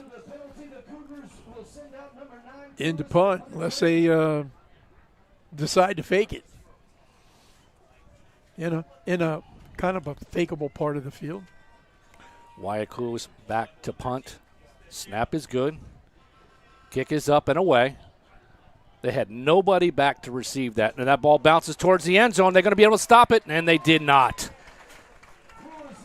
That's going to be frustrating for Coach Yao as well. They could have really pinned them back there on their own goal line. But the defenders, special teams, did not get in front of the ball. They were beside it and didn't play it as you would hope them to. Yeah, North Brunswick that time kind of thinking maybe it was going to be a fake as well, which is why they didn't have anybody back. But so tough break for South Brunswick, and North Brunswick will take over at their 20. With 5:09 left to go, Scorpions up 17-0. The ball will be marked at the 20-yard line. 1st and 10 for the Scorpions. Again, if I'm the Scorpions, I'm just running clock, right? I mean, we're still trying to play that game. I think so. Although I'll tell you what, We got a false start on the Scorpions this time. That hurts. Little confusion, little sloppiness. I didn't see who it was on, but I think it was on the wide receiver here down low, right near the referee. Kind of hard to hide down there. Yeah. You're just a couple yards away from him. You make any type of move, he's going to call it. Man in motion. They hand off back up the middle. Almost gets brought down from behind and then ultimately does by a couple of players. Getting back to the original mark of now 1st and 10, so 2nd and 10. One of these times, I think that was Coakley Pridgeon with the carry, but I think Eli Talley's smart enough and athletic enough to put that ball in the belly of Pridgeon, take it out, and toss to somebody like Fuchs. Got a little reverse coming around. Number 3, but they read that well. That they didn't get fooled by the fake up the middle. And number 3, Landon Fuchs, is lucky to get back and actually ended up losing about 2 yards. They're going to mark that ball on the 17-yard line. That was play I was talking about, but it came from the other side of the field, and Nate Early in on the stop, starting to call his name out a few times. That's South Brunswick defensive football when you got an Early involved, which they've had a bunch of them over the past years. All good. Talley in the shotgun, takes one quick stop. Quick hit out to the right. His man is wide open and brought down at the very end there by number 0. That's Early. Nate Early. Well, I like that pass, though, Steve. And if I'm South Brunswick, I would kind of like a play like that for their young freshman quarterback, Granger. Quick hit. Quick hit. Don't, just snap it, catch it. Had 2 guys out there ready to block for him as soon as the catch was made. Get the ball out of his hands quickly. Brings up a 4th down, and we've got Connor Pahi back in the backfield. Good snap. Kick is up. Much better kick this time. Excellent kick. Ball hits the ground and gets a really fortunate bounce for the Scorpions. Ball still going down inside of the 25-yard line. And it looks like it's being touched down at the 23-yard line where the Cougars will take over with 3 minutes, 3 seconds to go. Shout out to Micah Hayes on the special teams kick coverage that time. That was an excellent catch, and that is the type of thing we talked about also last week with this AstroTurf field. If you can, as a punter, get that ball to land where the back of the ball lands first, so it's bouncing forward towards your defensive end that way. When I hit Sam wedges and chip and stuff, my ball goes forward. I can tell you that. It doesn't stop. And doesn't stop, yeah. Revels up the middle across the 25. Now, late flag comes in on the play. We got a holding on the Cougars, going to bring it back, unfortunately. Boy, they have just had a difficult time here this evening offensively. After, a pretty impressive offensive show last week. Just not able to get it going this week against North Brunswick. That's going to push them all the way back to, it looks like the 13-yard line. Going to bring up a 1st and 20. Going the wrong direction, Jang. Yeah, if you're a South Brunswick fan, you certainly are. If you're North, you're probably pretty happy.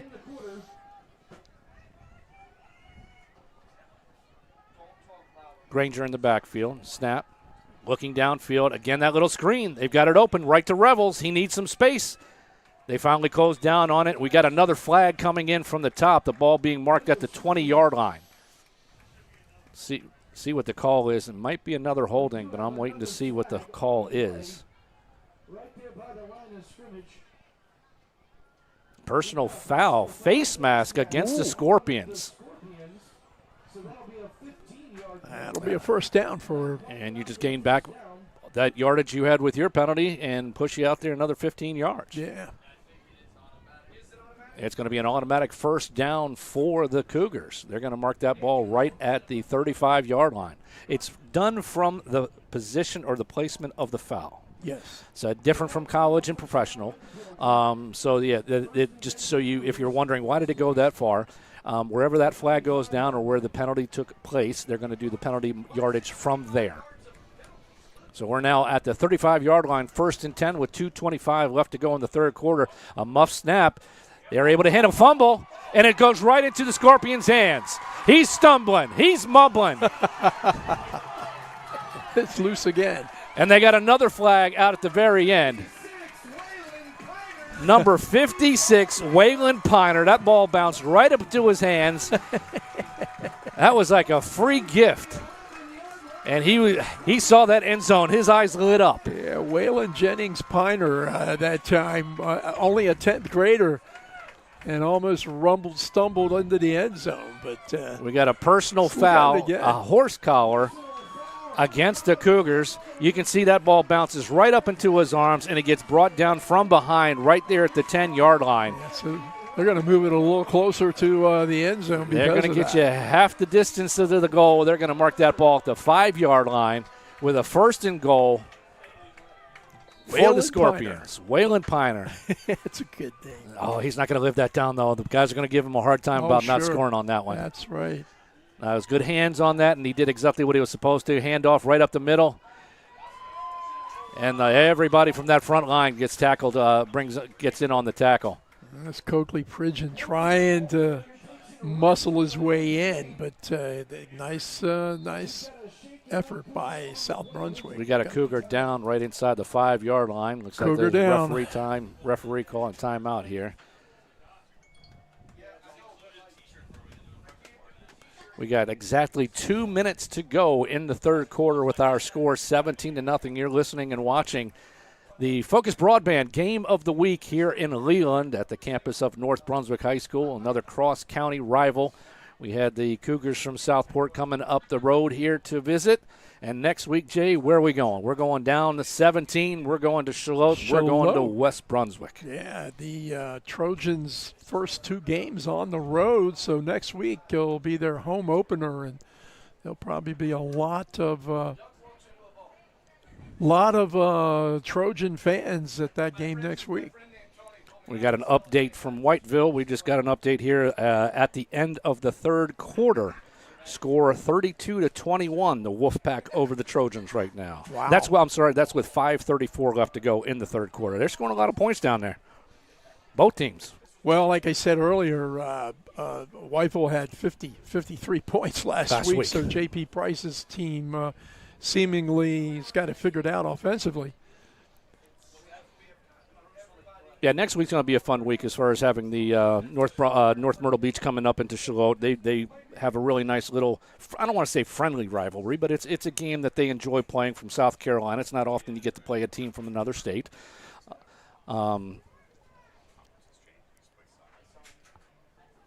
they're excited to have them up. And this year, West Brunswick only has 4 home games. Last year, they had 6 home games. So this year, they're only getting to host teams 4 times, and they said they're going to try to get that back on schedule where it's 5-5 next year, just from a financial standpoint alone. Yeah, I was going to say the gate. Exactly. Athletic programs need that high school football money. I mean, let's be honest. And everybody just enjoys it. I mean, you got 5 nights out during the fall, and there's nothing better here. We got a beautiful evening this evening. The rain is held off, knocking on wood and knocking on my head right now. But we're back to action here. It looks like we're going to have a second down and 2 on the 2-yard line. Whoever the injured player was for South Brunswick, number 6, that's Caleb Markell. Yeah, he hands off up the middle. He kicks it to the outside, and he's going to walk in. There's another 6 points for the Scorpions.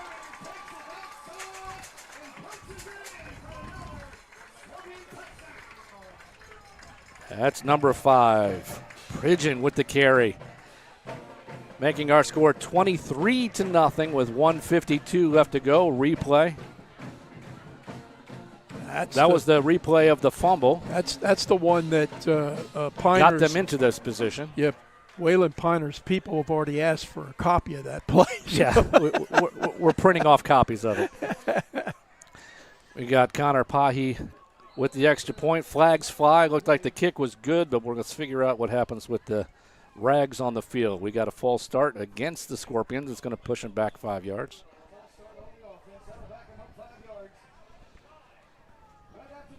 You know, the last extra point attempt was good, but wasn't like a crisp snap spot boot, right? So I think Pahi did a pretty good job of adjusting. See if they can get it down a little better this time. Take two. Snap is up. Kick is up, and it's a knuckleball, but it's good. Again, not the purest, cleanest kick, but all it counts is that it goes through. Here's the replay of the touchdown, Jay. Just a handoff. It looks like he wanted to go up the middle, realized there was nothing there, and just bounced it to the outside. Our score now with 152 is 24-0 for the Scorpions. 1:52 left to go in the third quarter here in Leland. Cheerleaders are excited. Didn't see this coming, Steve, to be completely honest with you. And who knows, you know, football's a funny game. There's still a whole quarter and nearly 2 minutes to go. So crazy things happen, but thought it might be a little bit closer than 24-zip. I think I'm not going to speak out of school when I say Coach Yao is probably a little disappointed in his offensive performance right now. He knew what he was coming up against as far as the offense that the Scorpions were bringing to the table. Yeah. But I think he wanted a little bit more out of his guys tonight, and that they haven't been able to figure out how to get around the Scorpion defense. Well, they haven't. And although I think defensively played a little better this week, maybe a lot better this week than they did. Remember, one of the touchdowns, a 77-yard interception return. Kick is being returned, heading to the far side of the field, trying to get around. Looks like he got horse-collared, and the flags come flying in. That was Wyatt Cluis on the return. Looks like he's going to get another 15 yards on top of the return to put them inside of the Scorpions' field possession. Penalties kind of piling up here on both teams, by the way. Correct. Not just one. But to finish my thought, a 77-yard interception return for a score, and then Piner's return of a fumble that really set him up inside the 10-yard line. So you take away those plays, it's a little closer than 24. They're going to mark the ball at the 44-yard line. 1st and 10 with 1:44 to go in the third quarter. Cougars just need something. Rebels hand off again, bounces up. The hole wasn't there, but he bounces out to the left-hand side looking for space, and he's going to turn something into nothing. He's going to get about 9 yards on that one. Nice little recovery. Yeah, that was all Rebels that time because, as you said, Steve, where he ran, boom, nothing there. But he had the wherewithal and the athleticism to bounce outside and pick up nearly a first down.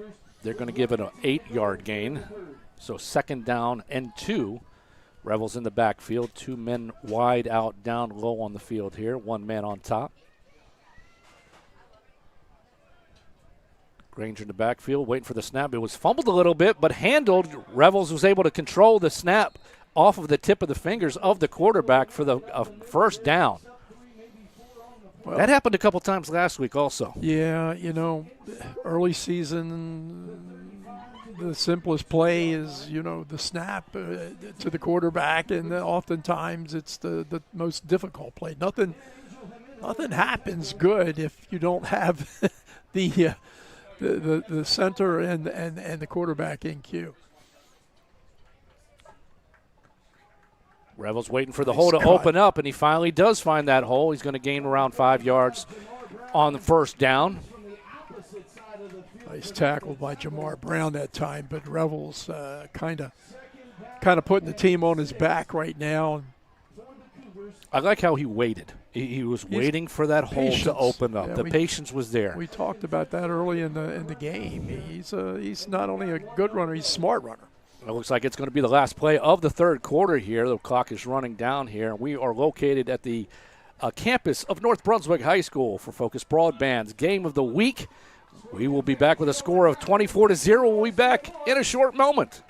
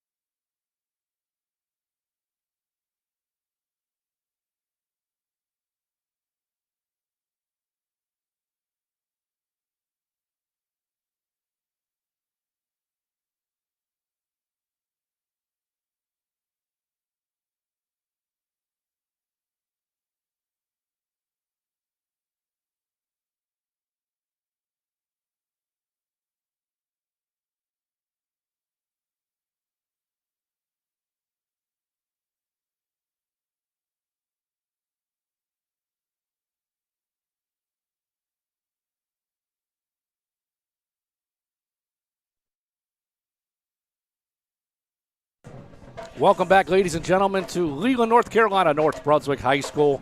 Going into the fourth quarter on Focus Broadband's Game of the Week. The Scorpions versus the Cougars. Cougars have a 2nd down and 6 to go. Granger in the backfield. Fakes one to Revels. He's looking to the left. He's got a man open. Perfect timing right there, and he brings the ball down. Edward Young with the reception. And that kills the clock, stopping the clock, which is their enemy and the Scorpions' friend right now. Well, Edward Young last year was, as a 10th grader, was an all-conference wide receiver. West bottled him up last week. This week he has managed to find some openings and has caught 2 or 3 passes. 1st and 10. Hands the ball off to Rebels. He gets stacked up right there at the line. Yeah, not that time.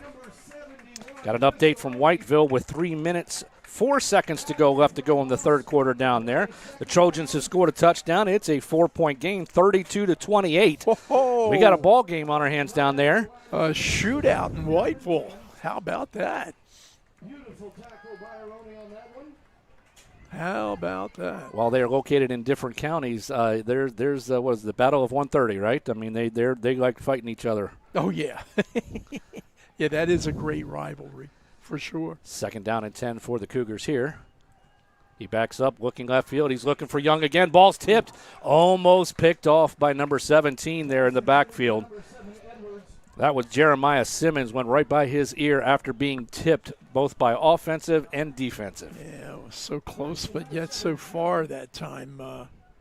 I certainly like the time that the South offensive line provided at Granger that time. Yeah, he didn't seem rushed at all. He was just waiting for that man to come open. That timing, and those are the sort of things you got to do game time situations, getting that timing and the cuts. That's not easy to do and reproduce in practice. Not at all. Rolling out to the right-hand side this time. Looking for someone to throw to. He does, and that's almost picked off. Wow. That was almost picked off by number 32, Gavin Bunch.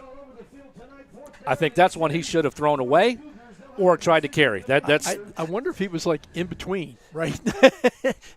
His head was telling him to do one thing, and his arm ended up doing something else. I'm not sure, but Bunch was right there on the receiver's shoulder. I mean, he just had to stick out the hand, and that's what he did to knock the ball away. But that's one you might want to tuck and run. Is there like 10 or 11 Bunches playing tonight? Because it seems like every time you look up, Gavin Bunch has been involved. We got a 4th down and 10 for the Cougars. Scorpion fans getting riled up. Looking downfield, going for it all. He's going for Young, and it's just over the tip. Great coverage by North Brunswick that time. Jeremiah Simmons and a couple other blue shirts down there.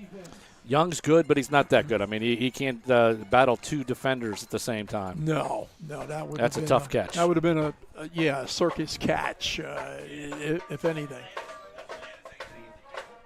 They're going to mark the ball out there on the 17-yard line, 1st and 10 for the Scorpions. with 11 minutes to go here in the fourth quarter. I'll tell you what, the Scorpion marching band kind of in mid-season form. They got some good drummers here in Leland, I think. By the way, if there's anybody in Leland that wants to play piano in a church, call me, okay?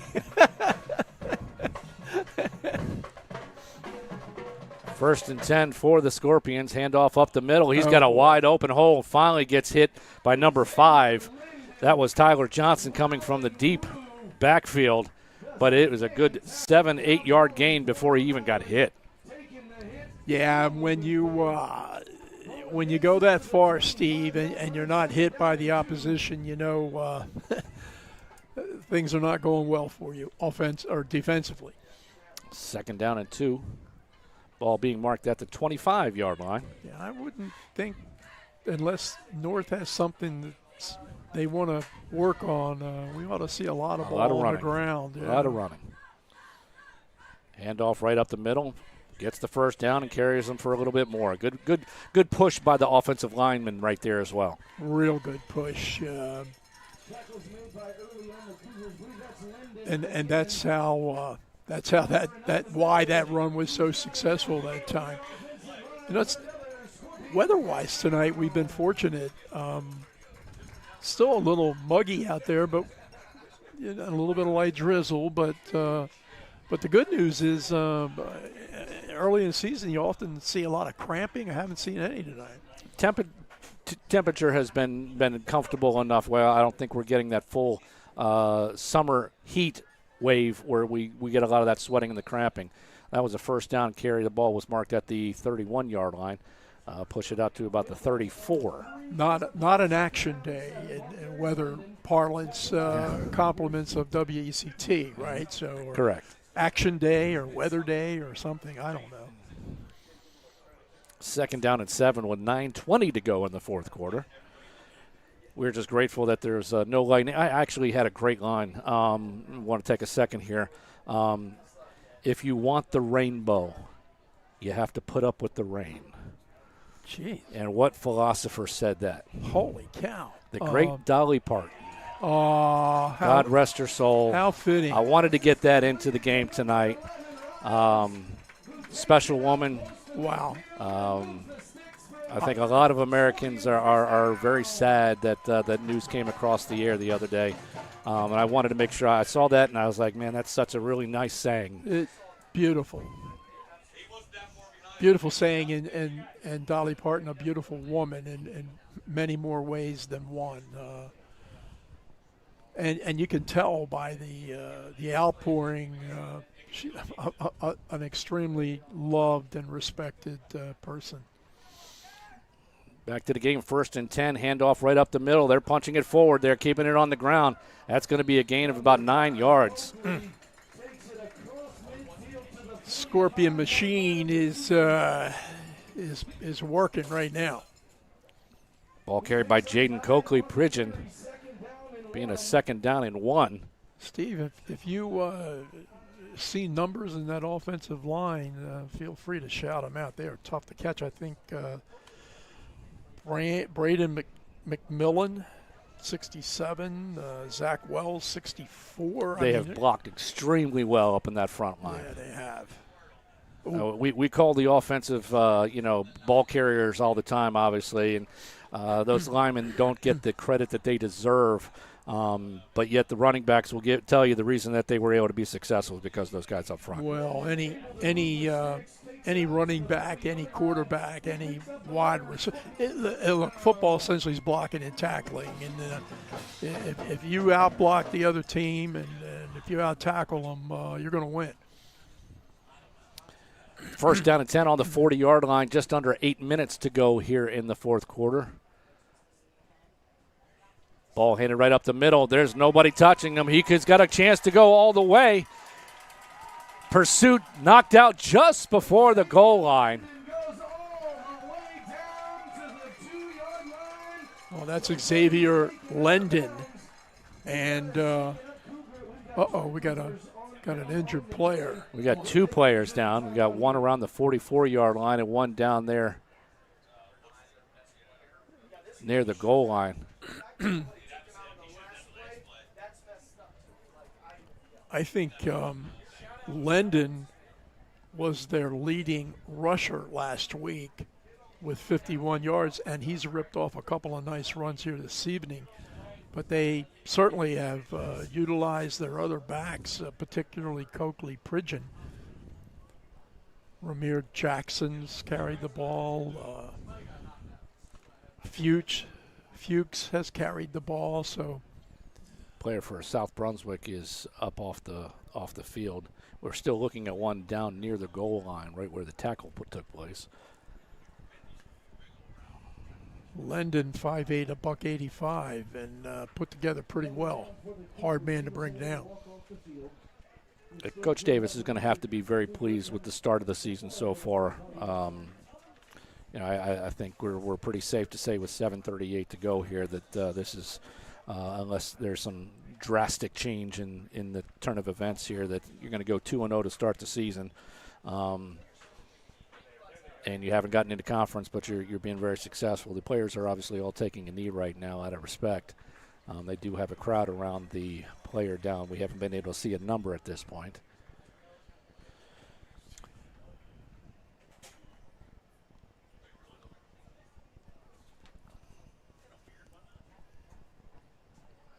I don't know.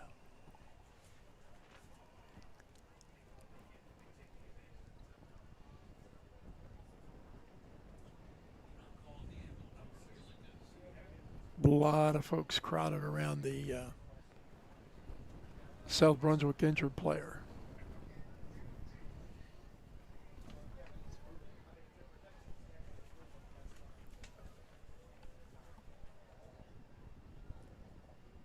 Yeah, next week, North travels to West.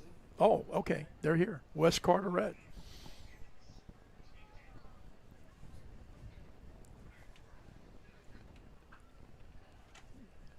Pardon our patience here, ladies and gentlemen. We're just trying to take a break right now. We're going to step away for this for just a second while they figure out the safety of this child. With 7:38, you are watching the FOCUS Broadband Game of the Week.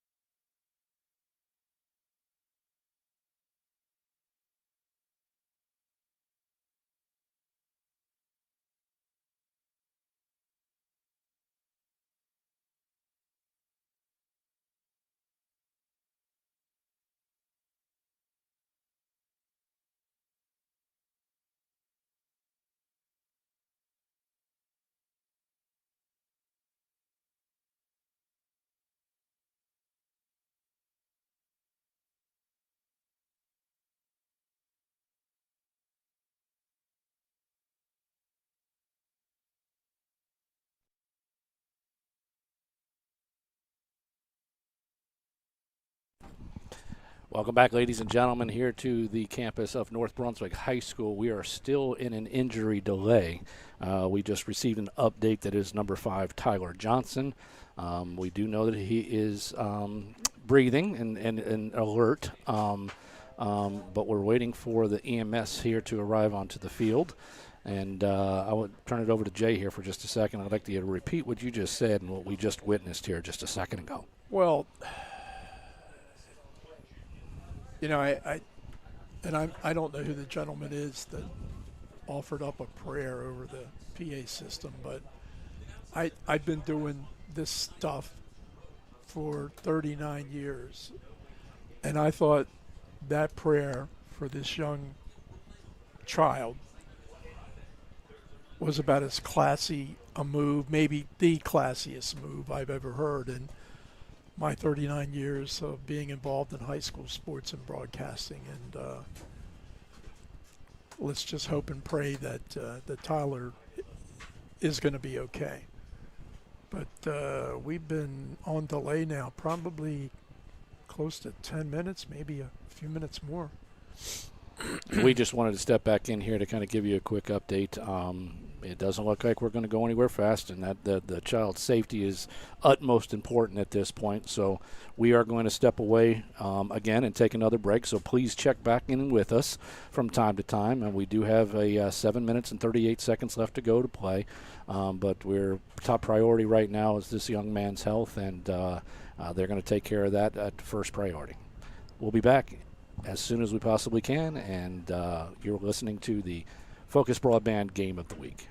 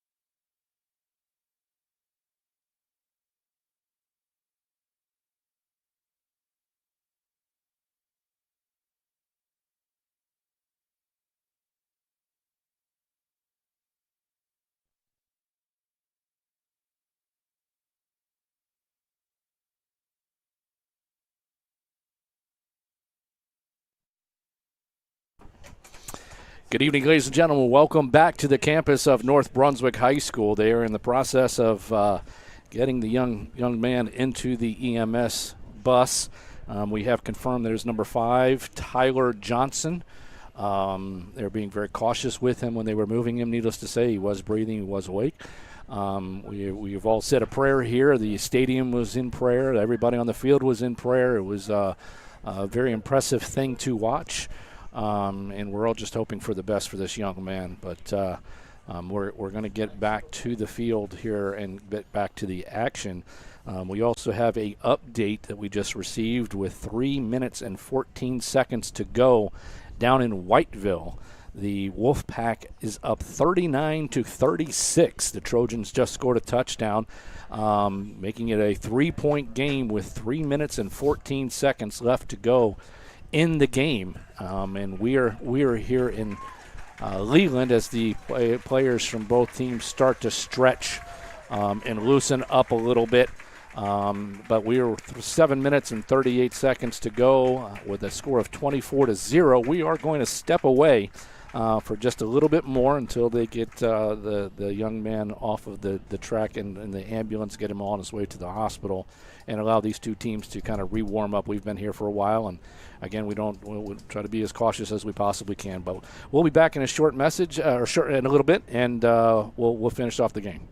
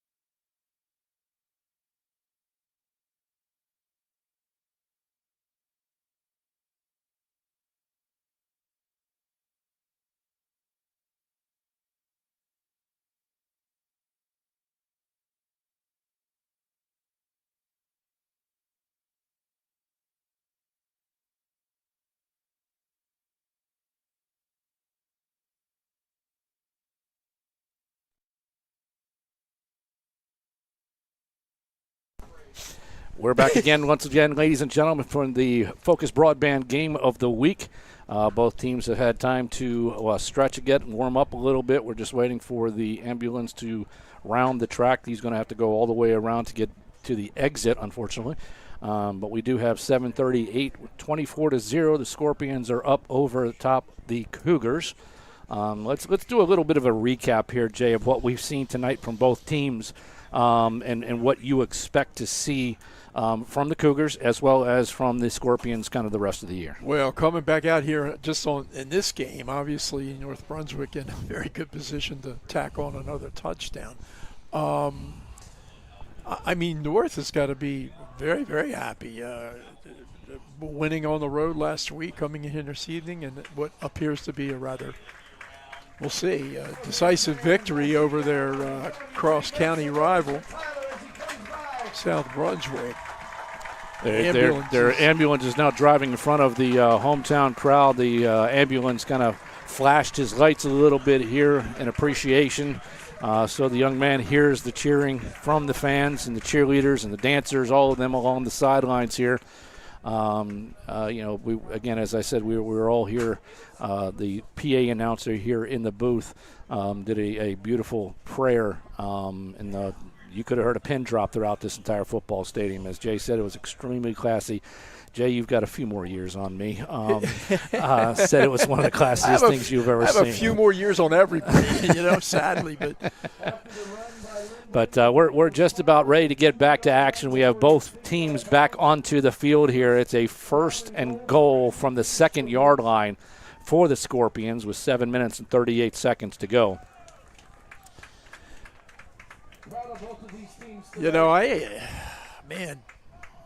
If you're out there playing now, what are you feeling? It's kind of heavy hearts right now. There's no doubt about it. And it looks like number 25 carries the ball into the end zone here. Xavier Lendon for the touchdown for the Scorpions, tacking on another 6 points. I mean, it's hard to get juiced up, as you said, after what we've all experienced here for the past 20, 30 minutes. But at the same time, and this is I don't mean to sound callous, but I mean, this is sport. This is a contact sport. It is a risky sport. There's danger involved. I mean, you have to continue playing. I mean, these boys are going to continue playing hard. Kick is up, and good. Our score right now is 7:34 to go is 31-0. The Scorpions on top. And where did you say the Scorpions are going to be next week, Jay? What are we talking about for next week? The Scorps next week are playing Heidi Trask. Heidi Trask. Right here? That I do not know. Yes, we're right back here for the North Brunswick Scorpions. The game of the week for FOCUS Broadband, we'll be traveling back down 17, back to near our base in Shiloh. We'll be watching the West Brunswick High School versus the North Myrtle Beach. North, actually, a little correction here. North Carteret is coming into town here to North Brunswick. West Carteret. There's north, southwest. I was horrible with directions. My mom will tell you that. What directional school are they playing next week? One of them. South is playing Heidi Trask next week, and West is playing North Myrtle Beach at home for their home opener. So that's our game of the week, is the West Brunswick home opener. We have a kickoff, little punch kick. Looks like it's going to end up bouncing. Picked up, and he's going to return it. We got number 7 running it on back for South Brunswick. He's got a lot of space. Oh, nice open field tackle right there. That ball was returned by number 7, Edward Young. Turned on the jet steer, trying to get some of it back. Ball is going to be marked right around the 32-yard line. Boy, that was a nice tackle by Jeremiah Simmons for North Brunswick, because that was Edward Young. And when he gets to the corner there, he's probably still running. 7:26 left to go on our ball game here. I'm going to try to get an update to that West Whiteville game. They only had 3 minutes, 14 seconds left to go.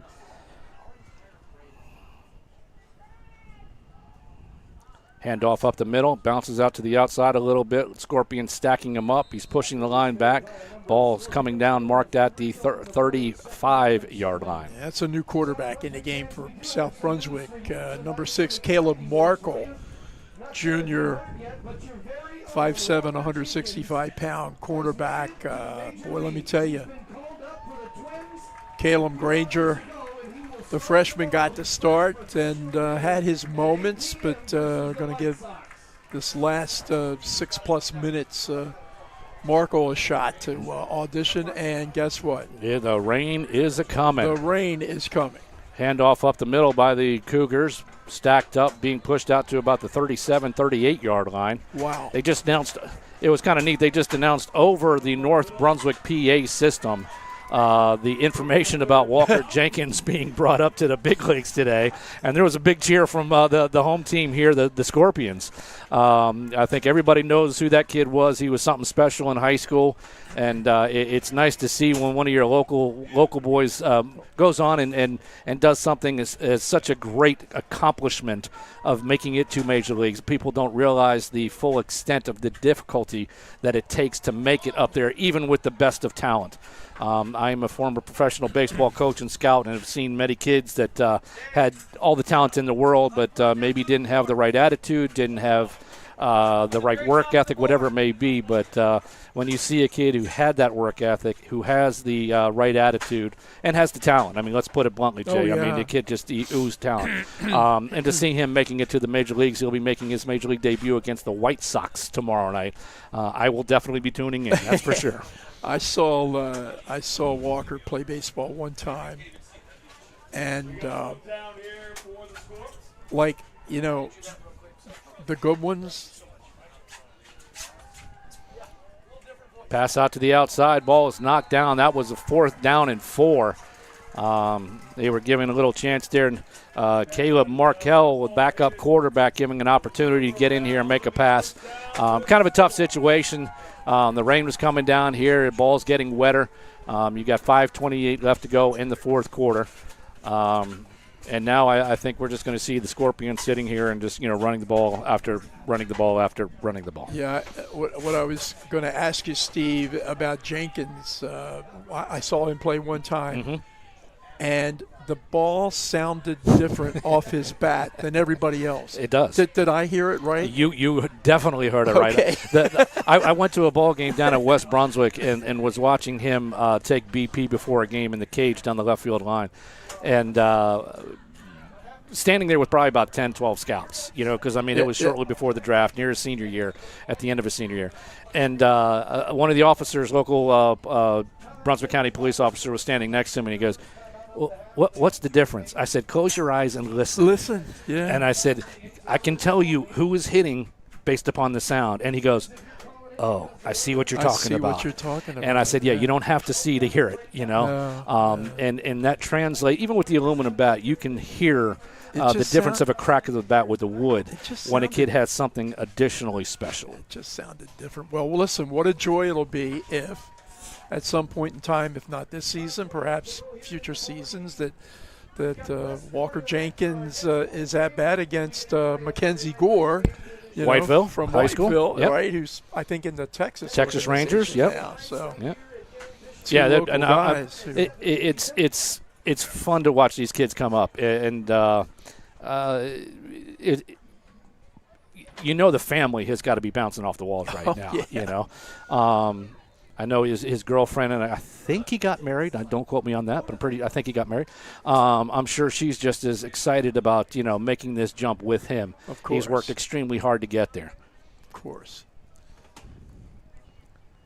Handoff up the middle, bounces it to the outside. We got a flag on the play on the far side. And from what I've heard, Steve, and you may know, given your baseball connections, but both of those families, the Gore family and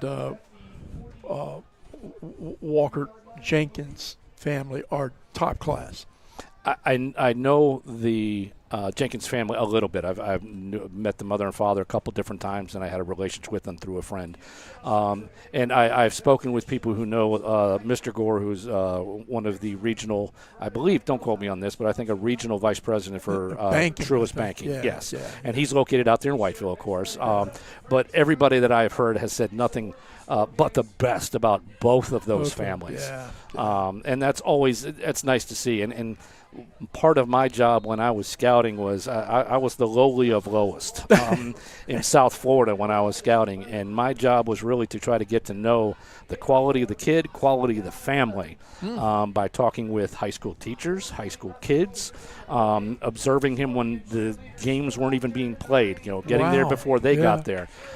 These teams and organizations are expending so much money, they need to know everything they can about these kids. And having that good family support is a very high check mark if you're talking about being drafted in the first couple rounds. We got a 2nd down and 11 handoff.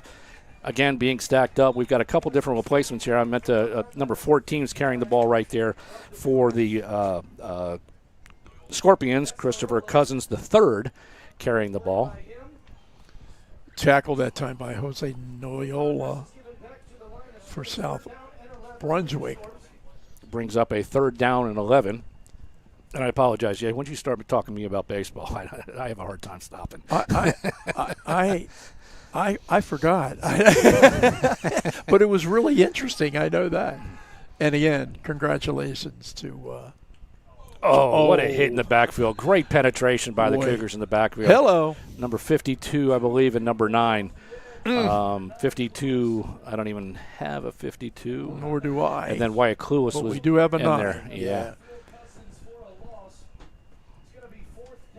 Cousins with the carry. It's going to bring up a 4th down and 13 with 3 minutes and 15 seconds to go. So on my roster for North, I got a number 14, Christopher Cousins III. Correct. 5'6", $168, and then I have a Christopher Cousins, 5'6", 150. Now I'm just wondering, same number, same number. That's an AI glitch right there. So, probably so. Number 7, Connor Pahi into punt for the Scorpions. Snap is back. He gets it off. Yeah, Pahi's had a pretty good night kicking the football, hasn't he? Especially points after. Yeah, the extra points especially. Yeah, he had the one poor kick that only went a couple yards, but that was also a poor snap that he handled. But he also had the excellent kick that ball, went 30, 40, 50 yards down the line, down the field. And a 23-yard field goal. So, that's right. That's right. Pretty good. Pretty good. Great evening for the special teams on his behalf. For the man that my partner had the wherewithal to go find out how to say his last name correctly, or it would not have been Pahi anytime tonight. Mm-hmm. And I'm sure it wasn't Pahi last week. 2:34. Oh, no, we didn't do the North game last week. So no, we didn't. We don't know. It wasn't our fault. We had my boy Blue. We had Blue last week. We did have Blue last week, yeah. 2:34 to go. Handoff to the right-hand side for the Cougars. Kicks it outside, crosses the 30-yard line. Nice little gain there. Giacomo with the carry. Yeah, he's the kid that they have a lot of high hopes for as a running back.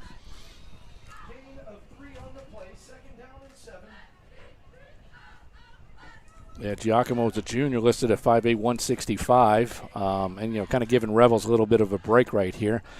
2 minutes, coming up on 2 minutes to go in the game.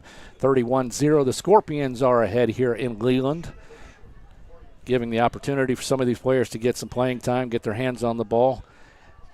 Hand it off right back up the middle. Said Giacomo. Yep, Fred Giacomo for the first down. Nice little carry. Yeah, I think he's going to be a nice running back addition. Get a little gimpy getting up. Hopefully he's okay. Ball marked at the 39-yard line with 1:44 to go.